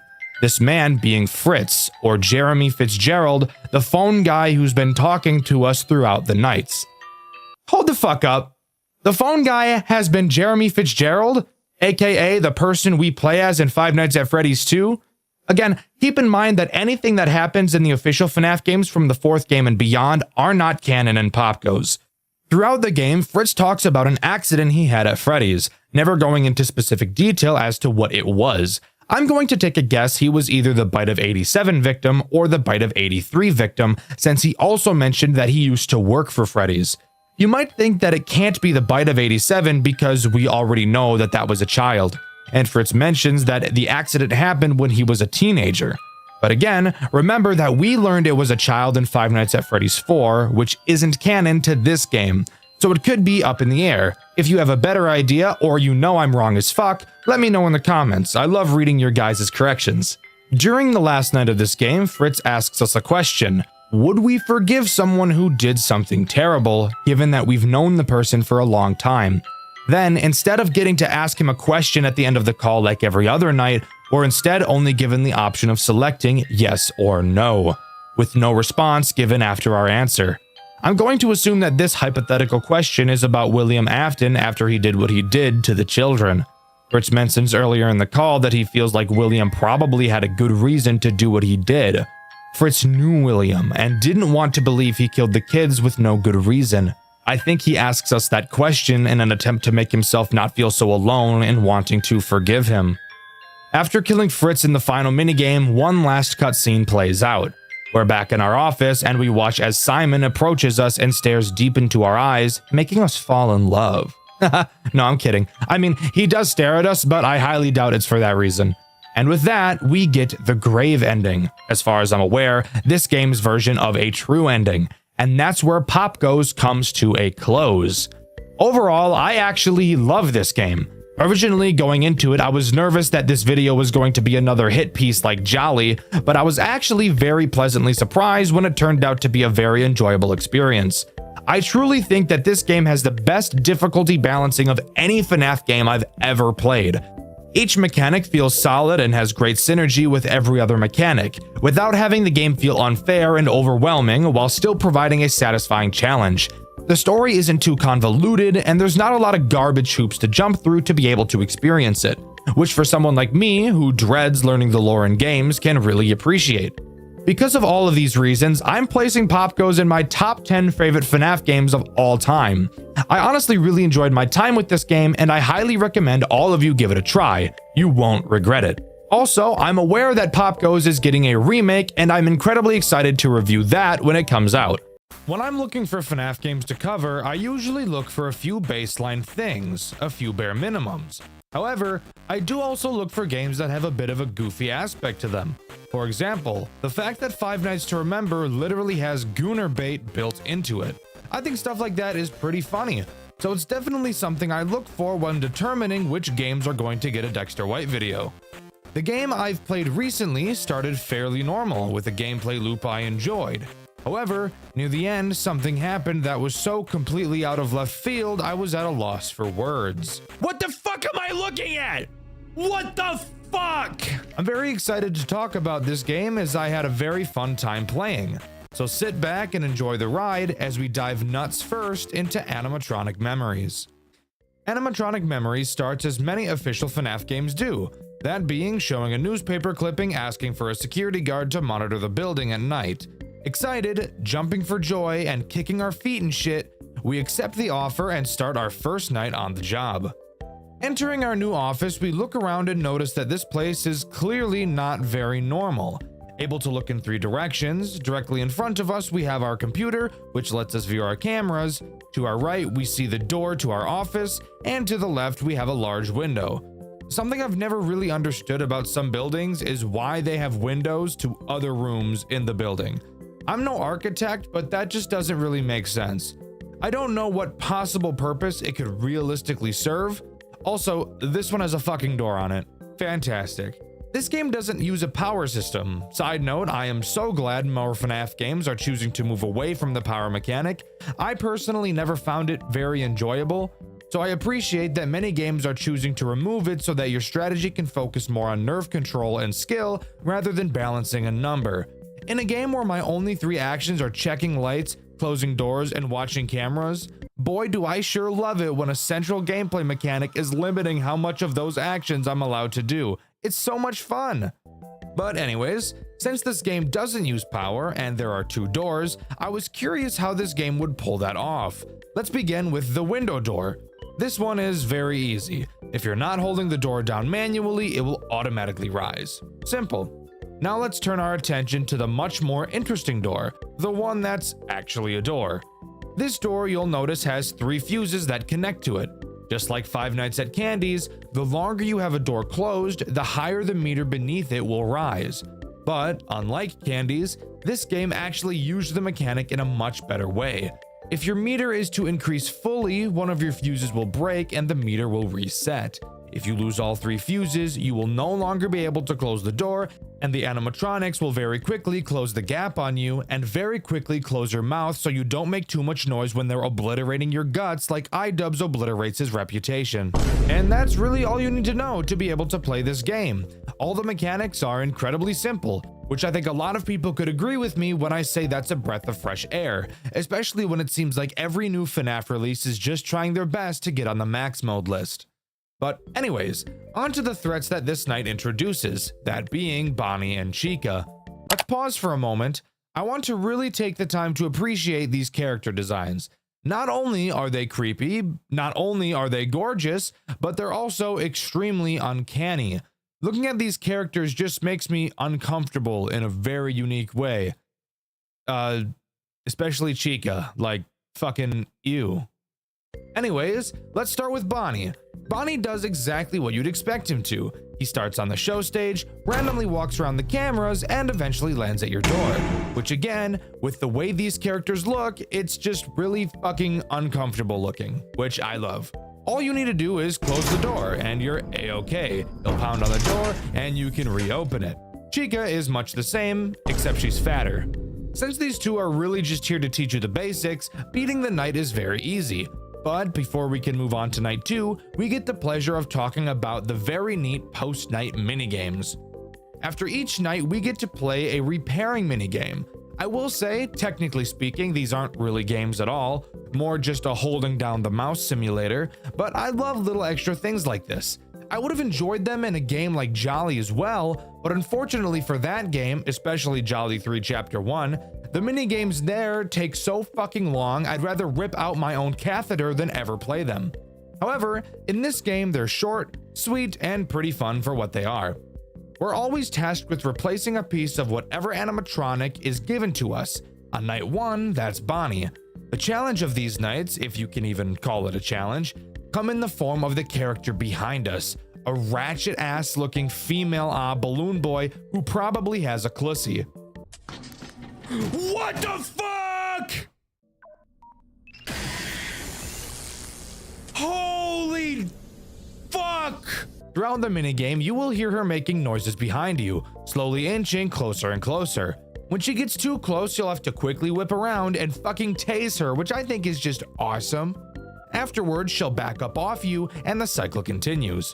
Overall, not too difficult, but something extra that I think adds some spice to the game.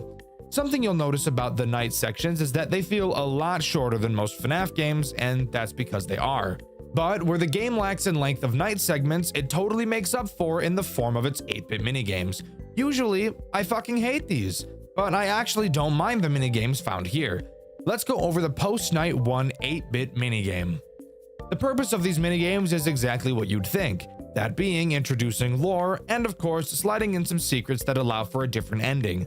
This game only has 2 of those, thankfully, so I'll be going over the process of getting the true ending right now because no shit. In the first minigame, you play as Freddy. It seems that throughout these minigames, all the characters are preparing for a party. In each minigame, whichever character you play as will have a different task to complete. Freddy's task is being a fat lazy fuck and just talking to the other characters. Wow, Freddy, you're really taking pages out of your toy counterpart's book, huh? Fat lazy piece of shit.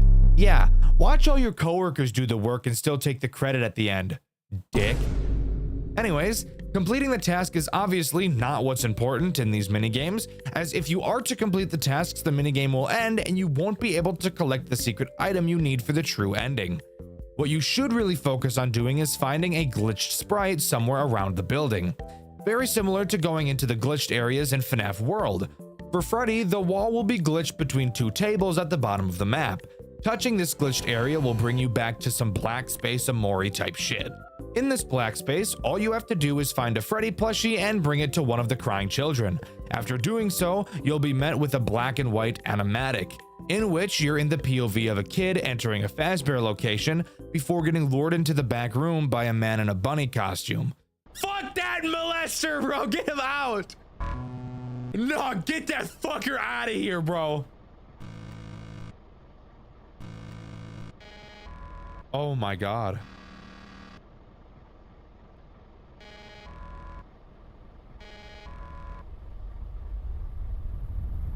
What the fuck? What the fuck? Oh great, I think we all know where this is going. Moving on to night 2, which introduces one new threat. That being Freddy himself, the hulking, titanous, gargantuan-ass bear. He attacks the door exactly like Bonnie and Chica, except he does something even more cancerous. He will also attack your door, except he moves through cameras a lot faster than Bonnie and Chica do.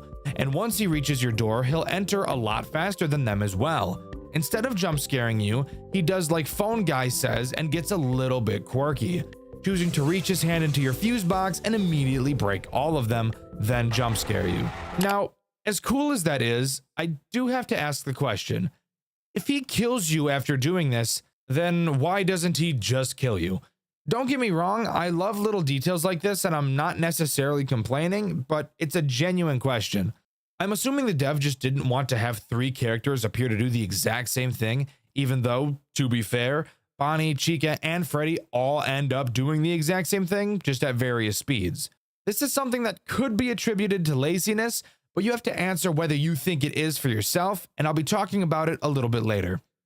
Post Night 2 repair needs you to fix up Chica and her cupcake. Ew! Ew! Bro, this bitch is disgusting, dude. Again, this is much the same as the last one. Tootsie, which, yes, by the way, is that clown's name, is more aggressive, but it's still pretty easy to deal with.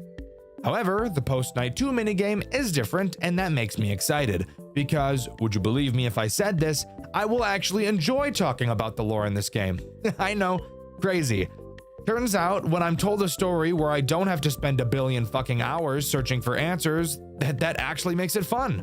Anyways, in this minigame you play as Bonnie, and the goal of the minigame is to do some sweeping, aka manual labor, something Toy Freddy would avoid at all costs because he's unemployed. But fuck actually doing the task at hand, that's for retards. Instead, we're going to warp the fabric of space and time by touching a busted up table and be teleported directly to hell. Doesn't that sound way better than doing the everyday tasks of a customer service job? Awesome. Well, once you enter black space, all you need to do is find a Bonnie plush and once again give it to one of the crying children. Once again, afterwards we get a cutscene where we're in the POV of a child, this time being bullied by some fat-ass children. Have you guys ever realized that like every bully that's ever existed is about the size of a Ford F-150? Whatever. We get saved by the man in the bunny suit and then immediately get betrayed and murdered. That's right, kids. Not only can you not trust your peers, you can't trust adults either. I guess we should all just give up. Night 3 time. What's the new threat introduced here? And will it have a different mechanic than everything else we've seen so far? This night introduces a fan-made character, something I don't often see when fan games use the official characters. This character's name is Anne, a female Foxy equivalent. Give me Rule 34. What? Who said that? Anyways, she begins on the Pirate's Cove camera next to Foxy. She will, just like Foxy from Five Nights at Freddy's 1, move through phases on the camera until she's ready to attack. When she does, you'll be able to see her run off of the Pirate's Cove camera, wherein she will then book it to your window. When she arrives, you will have to quickly close it until you hear her leave. So, hey, something new, kind of, not really, it's just another door, but I guess that's better than nothing. Oh, did I mention Foxy also activates on this night? Well, he does. Wanna know what he does? Disappointingly, it's the exact same thing and does, just a lot slower. Isn't that weird? The fast-running Five Nights at Freddy's character is now slow. Like, I know he has a peg leg, so that's obviously making him move slowly, but like, goddamn, why'd you have to butcher my boy like that? He did not deserve it. But yes, as I've said, Foxy does the exact same thing and does.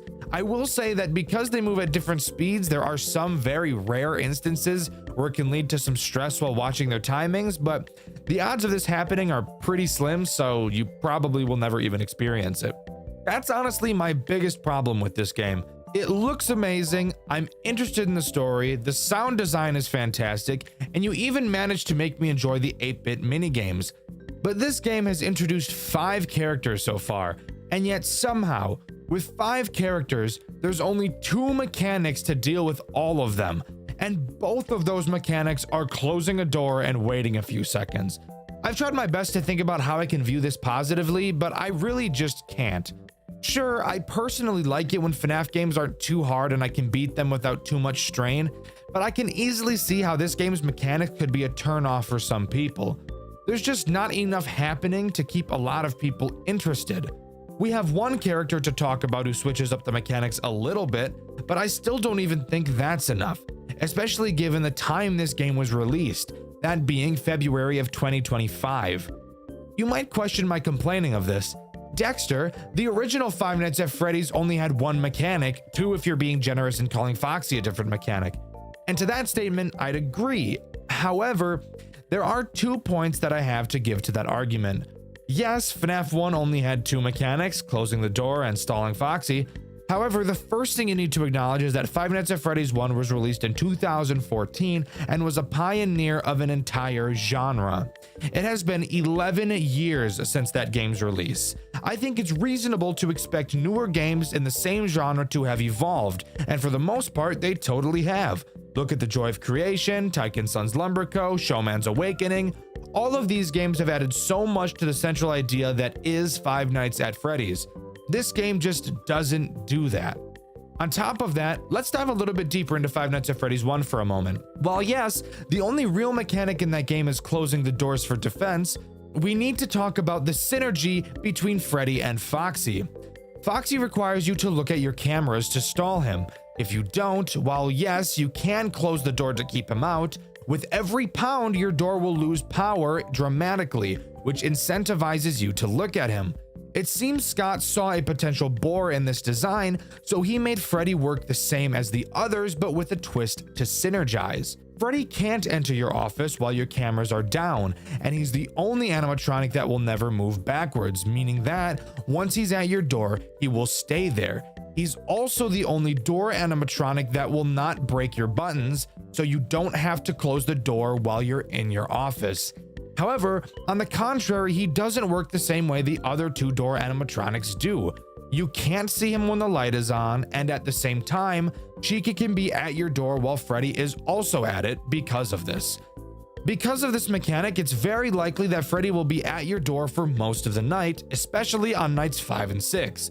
Since the game forces you to check your cameras to stall Foxy, this leads to you needing to close your door before you check the cameras to not have Freddy enter. This is a good synergy between 2 characters and is why I wouldn't complain about this in that game. In animatronic memories, however, there is no difference between characters that attack the same way like this. Freddy, Bonnie, and Chica all do the exact same thing. Anne and Foxy also both do the exact same thing. Sure, Freddy may break your fuses first, but that doesn't change the fact that he's still doing the exact same thing, just going to your door and killing you. He just happens to have an animation before that happens. Now, is this a bad thing? I think that's more up to a case-by-case basis.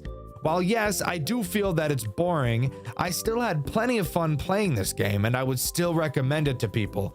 I just think it's obviously important to point out flaws like this when analyzing a game. Sorry about that tangent. Moving on to the repair minigame. In this one, we're asked with fixing up Freddy, who has some insane crow's feet. Like, holy shit, this guy's old as fuck. But this doesn't change anything from the last 2, so let's move on to the 8-bit minigame.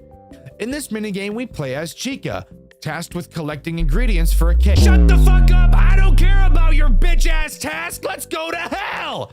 Oh, but before we do that, I should mention that there's an endoskeleton that starts spawning, and if you touch it, you die. So like, don't do that. Anyways, once we're back in black space, you once again have to get a plushie. This time, doing so is a bit different. You'll see several eyes on the floor. Interacting with them will cause them to close. Once you close all of them, the plushie will spawn and you can give it to the child. After doing so, we're shown another cutscene, this time in the POV of a child who wants a prize from the prize counter. The man in the bunny suit gives us a Chica plush before inviting us to the back room. Once inside, he stabs us, and the last thing we see is our Chica plushie on the floor as we bleed out. So that's sad. Dude, that's fucking cool as shit, bro. That's cool. No, not her, please. Please don't ruin your game. Please don't do it, please. Please, I'm begging you, don't ruin your game. Don't add a music box. Please, please, please, please, for the love of God, don't do it. Anyways, night 4 time. This introduces Harley. What? Who the fuck is Harley? Well, the marionette, of course, duh. The marionette thankfully doesn't work in the way you think she does. No music box to wind because the developer of this game isn't Satan. The marionette has 2 different ways of attacking you, something I think is awesome. I think it's super cool when characters can do more than one thing, and I think it's something I'd like to see more often. Her first attack consists of her attempting to shut down the cameras. When she leaves her box, the camera has a chance to glitch. If it does, you have to quickly find her on one of the cameras and press a newly appearing sound disruption button to make her fuck off. The other option of attack is through your vent. I didn't even tell you guys that we had a vent because it's really never really important. Instead of glitching the cameras, when Harley leaves, she can make a bell noise as well. When you hear that, you will need to quickly check the kitchen camera and shock her ass. Because once she enters it, you're gonna be completely done for, as there's no way to stop her once she enters. Oh hey, something new! Fortunately, sound cues were added so she's not completely AIDS, but if you can beat her, which shouldn't be too difficult, we move on to the repair section where we have to fix Foxy, who, holy shit, has seen better days. God damn, what'd they do to you? First a peg leg and now they filleted you? What the fuck? But after that, we can move on to the 8-bit minigame. Hooray! In it, we play as Anne. Who gives a fuck what the task is? Let's go to the black space using another table. Hooray! This black space section is confusing. So confusing, I actually don't even know how I completed it. Basically, as you walk through black space, you'll see several character symbols on the ground. Then, at the end, you can find several symbols that you can change into a sort of code. You might think, oh hey, just input them in the order you saw them. That's what I thought too, but at least when I was playing, that was seemingly impossible. Then I noticed that a few of the squares had a symbol that no other square had, so I tried to see if each square had a unique symbol, but they didn't. Then I noticed there was this dark rabbit symbol that didn't appear anywhere else in black space, so I tried to input that into each square, but that also didn't work because not every square had one. I'm so serious, I have no idea what the intended puzzle is here. I ended up just randomly guessing it, and eventually I got it. I guess set that to Foxy. Set this to Bonnie. Set this to Chica. I literally do not know what I did. I promise you, I literally do not know what I did, but I did it. If you guys have any idea what the intended solution to this puzzle is, please let me know in the comments. But once you get the plush and give it to the child, we take another look at another cutscene. This time, the man just ganks some random ass kid who was just standing there minding their own business and murders them. No motive. Jesus Christ. I'm not going to bother talking about Night 5 since it's just a harder version of Night 4. Additionally, there's no repair section after this night, only being one final 8-bit minigame. In this one, we play as Foxy. Going into black space, we can place all the plushies we've collected on podiums, which will give us the Foxy plush. Placing it on the final podium will spawn one final child and the minigame will end. Being tossed into one final cutscene, we see another kid get shanked to death. Amazing and deserved. Shouldn't have been a child, dumbass. But what about Night 6? Well, of course, as usual, we were told not to come back tonight, but we said fuck it, we ball, and decided to come back anyways. Nobody was present. We enter the office, but get a strange feeling that we're being watched. Night 6 is just a harder version of Night 5, but however, if you got the bad ending by not collecting the plushies in the black space and the 8-bit minigames, this night will be completely different, but we'll cover that later. After completing the night, a literal masterpiece of a cutscene plays out. Seriously, I can't undermine how amazing this cutscene really is. It starts with us standing in front of the arcade machine. Our suspicions are confirmed when Afton comes up behind us and fucks our shit up, knocking us out. Soon after, the arcade game glitches as fuck, and all of the animatronics walk into the back room. And let me tell you, they're itching to serve up a knuckle sandwich. Jesus Christ, cut that out, that's corny as fuck. Afton pulls out a shocking device to fuck with the robots, which shuts them down. Thinking he's won, Afton lets his guard down. That's when the spirits of the children attack him. They loosen a pipe on the wall and break it off. They shove Afton onto it, and as the pipe impales his chest, his lungs fill with blood. He slowly dies, staring at the ones whose lives he so easily took. We wake up to see the souls disappearing, finally able to rest. We leave the building, and animatronic memories comes to a close. That is, if you chose to do the true ending. And even though that final cutscene is actually a cinematic masterpiece, I actually think the bad ending is more enjoyable. Why? Well, if you don't collect the plushies, when you re-enter the building on the overtime night, instead of entering the office, we go into an unknown room with several bags laid on the floor. Opening them up, we find the actual fucking remains of the children. What the fuck? This game is so cool. Caught off guard, Afton kills us. However, before we can pass on, a shadow rabbit pulls us into the darkness and we enter another fucking dimension. What the fuck am I looking at? What the fuck? That's right, the overtime night in this game is different depending on which ending you get, and goddamn, that is one of the coolest things I've ever seen. You'll notice that this office is set up in the same way as the normal office, having 3 directions to look in, one your desk, another your door, and the final being your window. Let's go over each threat because there's a few of them. Starting with the shadow rabbit, you'll have to constantly watch your cameras in case he appears on one of them. When he does, you have to press the big goofy ass red button on your desk to make him disappear. And that's really it for him. And that's actually the only reason you ever have to check the cameras. So, how do the other characters add anything of substance? I'm glad you asked. I'm gonna tell you because it's a fucking review, dumbass. You'll also notice on your desk you have 2 masks. Now, if you're anything like me, seeing these 2 things scare you a little, but I promise, the mechanic with these 2 isn't ass at all. Occasionally, you'll see either a fucked up baby clown face or a Ballora looking face appear on your static monitors. Whichever face you see is the mask you will have to put on until the face goes away. Bada bing, bada boom, that's another threat down. Now, the main threats we're being attacked by in the bad ending are the souls of the children, because by not collecting the plushies, we've basically been neglecting them. At your door is where Bonnie attacks. The door starts closed and is closed most of the night, with you actually not even being able to open it. Occasionally, Bonnie will attempt to force it open, and flashing your light at him will cause the door to close. Leave it open for too long, and I bet you can guess what'll happen. Moving back to your desk is where Chica will attack. Chica herself doesn't kill you, but she can be a pain in the ass if you're not ready for her. Right before the hour is about to turn, she'll reach onto your desk to pause your clock.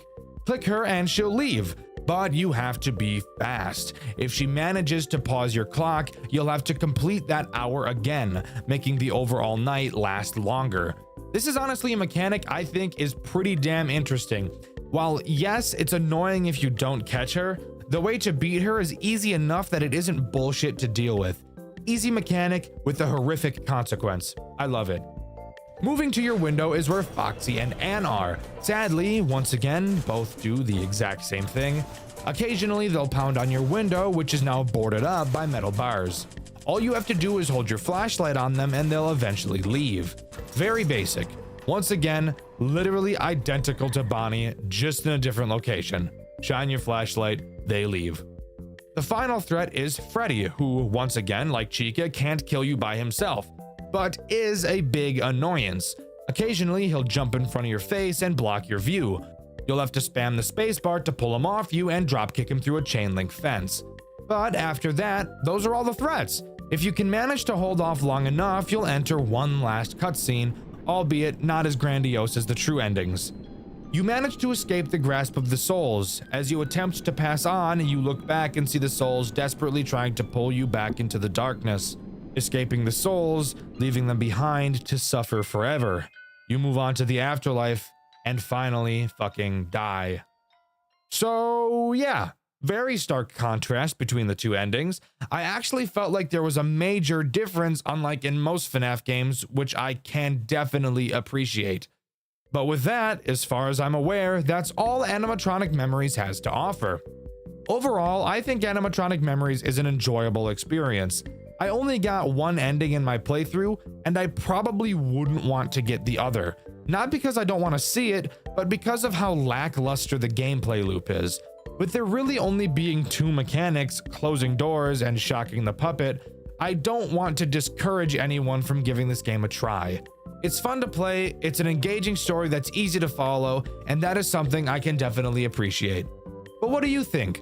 Uniqueness in FNAF games, something that isn't the most common thing in the world. I'm sure as FNAF players, we can all agree that something interesting that we've never seen before coming around is something we don't see all too often. But you better believe we suck it up whenever we get the chance to sink our big meaty claws into it. The game we'll be talking about today is a bit older. Being created 5 years ago, I'm honestly surprised I had never heard of it before, as it truly is one of the most unique FNAF fan games I've ever talked about on this channel, with a unique art style, interesting yet incredibly confusing story, and a mixture of a bunch of different game styles and mechanics. Join me today as we dive into the intricately crafted world of the Freddy Files. The Freddy Files is actually broken up into chapters instead of nights, and from the sounds of it, I'm pretty sure that each chapter of the game is 1 hour of the one night that takes place during this game. Upon starting the game, we're greeted to an opening cutscene. Our character is on the phone with 911, saying that while working, the door to the building closed and locked itself so he can't get out. The dispatcher said the police are on their way, but it will take several hours for them to get there, which, by the way, is bullshit. This restaurant is presumably in a city, or at least a town, so how is it going to take the police hours to get there? Regardless, we still have to finish our shift anyways, so we figure it's not a big deal. The dispatcher makes a point to us to not enter any unauthorized areas, which I personally find weird. And with that, we're spat into the first chapter where we're greeted with some exposition. Fazbear Entertainment started their first business with Fredbear's Family Diner, a successful business that took over the market for 5 years. However, a few months later, a child was known to be murdered by the mascot, Fredbear. Later, 4 other children went missing during the incident as well. The police searched the entire establishment for any signs of the children, but to no avail. The co-worker of the diner did not negotiate either. The case was then closed after a second failed search, April 26th, 1983. And with that, we're ready to begin the chapter. And this is where you'll notice this game is not your typical FNAF game, which is exactly why I wanted to cover it. This game, while yes, has a survival system like Five Nights at Freddy's, it's more of a top-down free roam than anything else. Whoa, what the fuck? Whoa. The point of this first chapter is to unlock a door that we're not supposed to unlock. It's an unauthorized area, so I have no idea why we're doing this despite the dispatcher literally just telling us not to. This chapter serves as an escape room, which I actually really like. And of course, there are some threats that are trying to stop us from completing it. So let's talk about those two guys first. The first threat introduced in this chapter is Golden Freddy. His mechanic is very simple. As you can see, we are equipped with a flashlight and a fear meter. If our flashlight is off, our fear meter will slowly increase. With the light on, the fear will go back down. So keeping this light on is obviously something we're going to want to do. Golden Freddy directly counters that. He's a ghost character that moves through walls, and he's very fast. If you ever see Golden Freddy near you, you need to shut off your flashlight and make sure he doesn't run into you by dodging out of the way. If he touches you, you're obviously dead. Something I do want to note that I don't really like about this section, and Golden Freddy specifically, there is a lot of reading in this game, mainly in the form of just interacting with things. And Golden Freddy will still be active while you're reading something, and you can't turn your flashlight on or off while you have a dialogue box up. So be prepared to die very frequently because of poor timings like this. What on earth? It's a key. Whatever hiding in here doesn't open the door. But fuck, dude. Can't do that while I'm fucking reading. The second threat introduced here is Shadow Freddy. I'm Shadow Freddy. I'm so awesome and black. I'm black. I got white eyes. I'm black. I'm Shadow Freddy. Shadow Freddy, while being awesome and black, is a much more stressful character to deal with as he's a lot more random. Occasionally, you will hear him growl. When you do, you'll notice that your fear will start increasing even if your flashlight is on. This signals to you that you need to go find him somewhere in the building that he'll teleport to at random. When you find him, all you need to do is hold your flashlight on him and he'll go away, wherein your fear will start to decrease again. Now, these two together, in all honesty, are not that difficult to deal with. So let's talk about what exactly we have to do to open that stuck door. To start, near the stage you'll find a vent. Interacting with it will tell you that something is inside, but you can't reach it. Moving down to the kitchen, inside you'll find a safe that requires a code that we don't have. Just outside of the kitchen are some random planks and sticks for some reason. Using one of the sticks, we can go back over to the vent and fish out the item, which we find is a key. This key, unfortunately, doesn't unlock the door, but it does unlock something else. Moving down to the office, inside there is a locked box. Using the key we got from the vent, we can open it. Inside, there are several animatronic heads, but more importantly, there's a remote. Using this remote, we can turn on the monitor in our office, which will then display the code to the safe. Now, obviously, I could ask several questions as to why things are happening the way they are. Why was there wood on the floor? Why was there a key in a vent? Why was the remote to the TV locked in a box? Why does the TV just have the code to a safe? But this is clearly just a puzzle escape room game, so weird shit like this is just kind of par for the course. Continuing, now knowing the code, we input it into the safe and get a hammer. Using this hammer, we figure we can break the locked door down, so we head over to do exactly that. And that's when we're thrown into a much more FNAF feeling minigame. During this minigame, we obviously have to break down the door. However, Golden Freddy will be attacking us the entire time. While we pound on the door, he will slowly approach us from behind to beat on our bottom. Occasionally, we'll have to turn around and hold our flashlight on him to make him back up into the darkness. I personally found that pounding on the door 15 times is the most you can do to stay safe without Golden Freddy golden showering you. Do this enough times and the door will open, and we see the following cutscene.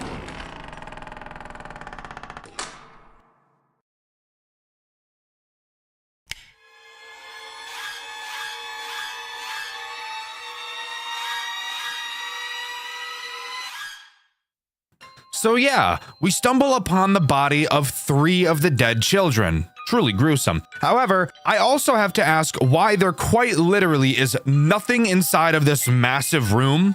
Who knows? We reflect on what we saw and realize that 4 kids went missing, yet we only saw 3. Before we can think about it more, we hear the rest of the characters in the building activate. And knowing our lives are about to get a lot more difficult, we can move on to chapter 2.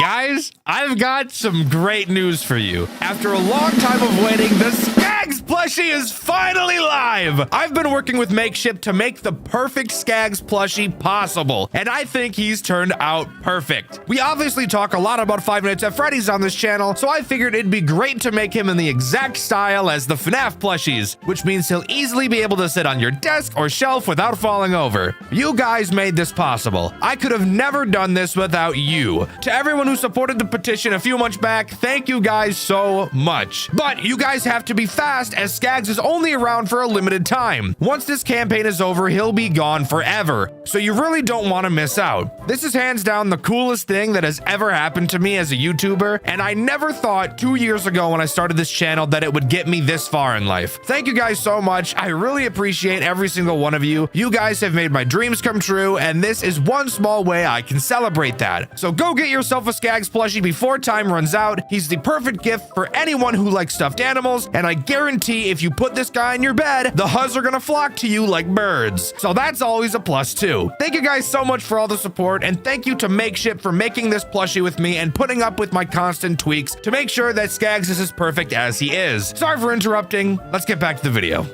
Chapter 2 moves much more into a typical FNAF game. When we load in, we find ourselves in an office. We know from the last chapter that all of the characters have activated, so now we have to hunker down and defend ourselves. So let's go over the tools at our disposal. To start, if we turn around, we'll find our cameras. They're just cameras. Nothing crazy to talk about here. Turning back in front of us is where things start to matter. To start, you'll notice on the left and right doors, we'll be able to set off an alarm system. When you use these alarms, your computer's RAM will increase. Now, unlike actual computer RAM, once you stop using the alarm, the RAM usage will not go back down, which again, doesn't make any sense because that's not how RAM works, but whatever. What you have to do is manually delete the RAM by holding the delete RAM button on your monitor. That doesn't really make sense, but it's clear the dev isn't very tech savvy, but that's okay. Also on our monitor are two more alarms, Alarm 15 and Alarm 24. We're not going to worry about Alarm 24 right now. Alarm 15 is an alarm that plays directly in front of you. The phone guide describes this area of the building as outside, so I'm imagining it's literally a window to outside of the building. You just can't tell because it's dark as fuck. Same with the other two alarms, it will also increase your RAM usage. Now let's talk about the threats this chapter introduces. Fun fact, there's 3 of them: Freddy, Bonnie, and Chica. I'm going to talk about Bonnie and Chica at the same time since they do the exact same thing. They will try to make it to either of your doors respectively.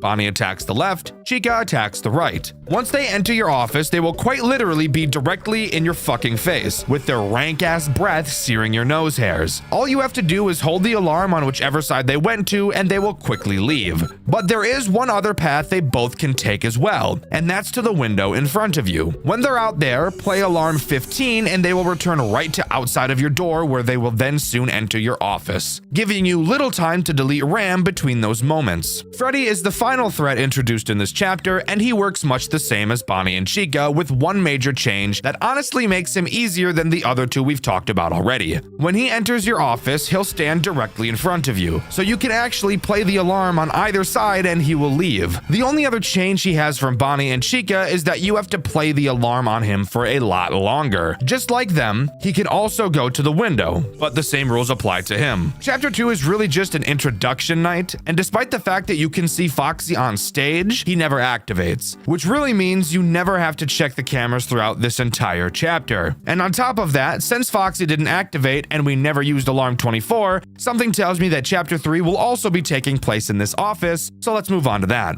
So, turns out we're actually not on to Chapter 3 quite yet. If you remember at the start of Chapter 2, we saw 12 a.m. Well, at the beginning of this next section, we see 1 a.m., which would mean we're still currently in Chapter 2. This hour is back to the top-down gameplay we saw in Chapter 1. This time around, we see our character get absolutely fucking bodied by some random guy. Oh my god, oh dear lord. Oh, he's dead. Oh, he's dead as fuck. He's dead as disco, bro. Dead as shit. He's Dunyan rings. In the note we get on this night, he says he kidnapped us to play a game, and we'll be playing with some minions. Fantastic. The gameplay of this night has us unlocking a door, which takes forever. Seriously, look at this. Oh my god. Really? So yeah.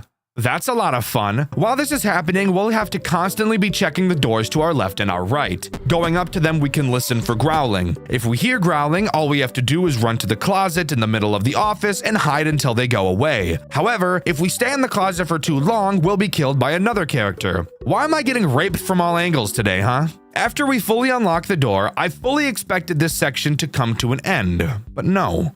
Not quite. Instead, we get thrown into a fucking Shadow Freddy boss fight. What the fuck? Whoa. What the fuck? Boss. And unironically, this boss fight is better than the only boss fight in Heartbound. But let's be honest, that's not very hard to beat. You'll have to dodge these little colored things, not really sure what the hell they're supposed to be, and then he'll start throwing pizzas at you, which are super not fun to dodge. These stupid pizzas were actually the only thing I took damage to in my playthrough, which you can see over on my second channel, Dxtr Black. And finally, he drops these things. I don't know what they are. At first I thought olives, but then I thought about it and that doesn't make any sense. Comment down below if you know what these things are. But after you complete the fight, you'll find the body of the child who supposedly possessed Freddy, and he bleeds on the floor, which would imply to me that the kid was alive and we just killed the fucking child. If that's the case, does that mean we're clinically insane? Maybe so. We learned that we were never allowed to tell the police about the missing kids because he brought us here or something. I'm not totally sure why we can't tell the police. My only guess is something along the lines of it'll look like we killed them all. I'm not really sure at the moment, but I'm sure we'll learn plenty more. For now, let's continue. Now we move on to the next section of this game. We're still in chapter 2, except now it's 1:30 a.m. That's right, we're really splitting this game up into as many pieces as we can, and I'm all for it. Unfortunately, there's literally nothing interesting for me to talk about during this section. We're back in the office area, except literally nothing has changed since the first time we played this. Freddy, Bonnie, and Chica move slightly faster, but nothing new is actually introduced. So let's move on to 2 a.m. 2 a.m. actually marks the beginning of chapter 3, which means we have something interesting to talk about. We learn that the building got shut down due to it being disgusting as fuck. Food all over the floor, little kid throw up down the backs of the robots, all the nasty shit. During this section, we play as a temporary janitor, so I guess we just have all the fucking jobs now, huh? Something you'll notice about this night as we talk about it is that even though, yes, we are a janitor, literally no cleaning happens whatsoever. Instead, all we do is fix a fucking elevator. As that would suggest, this section of the game takes place in an elevator. Our goal is to get to floor 5, but in order to do that, we first have to connect each floor to like a mainframe or something. I have no fucking idea, just roll with it. All this section consists of is basically looking at this fucking screen until this bar makes it to this square. Once it does, press the green button on the elevator to move to the next floor. Of course, it's not just that, as there is a threat trying to eat our butts the entire time. That threat being Withered Bonnie. I'm not going to dive into the possible reason as to why we see normal Bonnie during the next sections and Withered Bonnie now. Maybe we're not playing as the same character, maybe this section takes place during a different time, or fuck it, maybe Bonnie just took his fucking face off. Who really cares? While you're connecting the elevator, Bonnie will slowly get closer and closer to you. Once he gets too close, all you have to do is close the elevator door until you hear him back off. Then go back to doing what you were doing. While the door is closed, it will drain power, but considering you only have to close the door on Bonnie for like 4 seconds, there is literally no way you're running out of power during this section. After reaching floor 5, we get a cutscene. Our character walks past an assembly line and finds the puppet's gift box. On it, we find a note that tells us to meet in the alley of Fredbear's Family Diner, signed by the puppet herself. What the fuck is going on? Why did the puppet leave this note here? Why did she know that we were going to be here? And why not just meet me to talk to me at this place since you already know I would be here? Who knows? But I'm sure we'll find out as we continue. Speaking of, let's do that. Here we are, back into the office section of the game, where this time Foxy is actually finally activated. Really should have happened last night, but we'll roll with it. Let's talk about what he does, as even though he is super basic, he's still the most interesting of the characters so far. Foxy can attack both your left and right door, much like Freddy, except Foxy actually takes advantage and turns it into an actual mechanic, unlike Freddy. Foxy too can appear at your window, except the main difference with him is that we're told he can only hear the frequency of alarm 24. So finally, we have a use for this alarm. It works in the exact same way as alarm 15 and will just send him back. The real difference with Foxy is how he attacks your door. Unlike every other character, he won't ever enter your office, so he finally gives our camera a use after 2 nights of never needing to turn around. You'll have to watch the cameras next to your office to tell which side Foxy is going to attack. When you see him enter either one of these cameras, you'll have to use the alarm on that side of the office and he'll leave. However, you may have noticed something weird when I explained that, and I'm thinking the same thing. The alarm that plays when you use it on the doors is the exact same alarm as alarm 15, yet it scares away Foxy. But the phone guy told us that Foxy can't hear alarm 15, so like, what the fuck is even going on? This makes no sense whatsoever. Just wanted to point out that little inconsistency. There's nothing else to talk about on this night, so we can move on to the next chapter. Chapter 4 puts us back into the top-down 8-bit minigame style, something I was pretty excited to see. This section acts kind of like a puzzle section, and I say kind of because there's also quite a bit that isn't puzzles. To start, all we have to do is push 2 levers, getting scared as fuck by a shadow at the same time. Maybe I can open this? Oh no, that opened up this side, okay.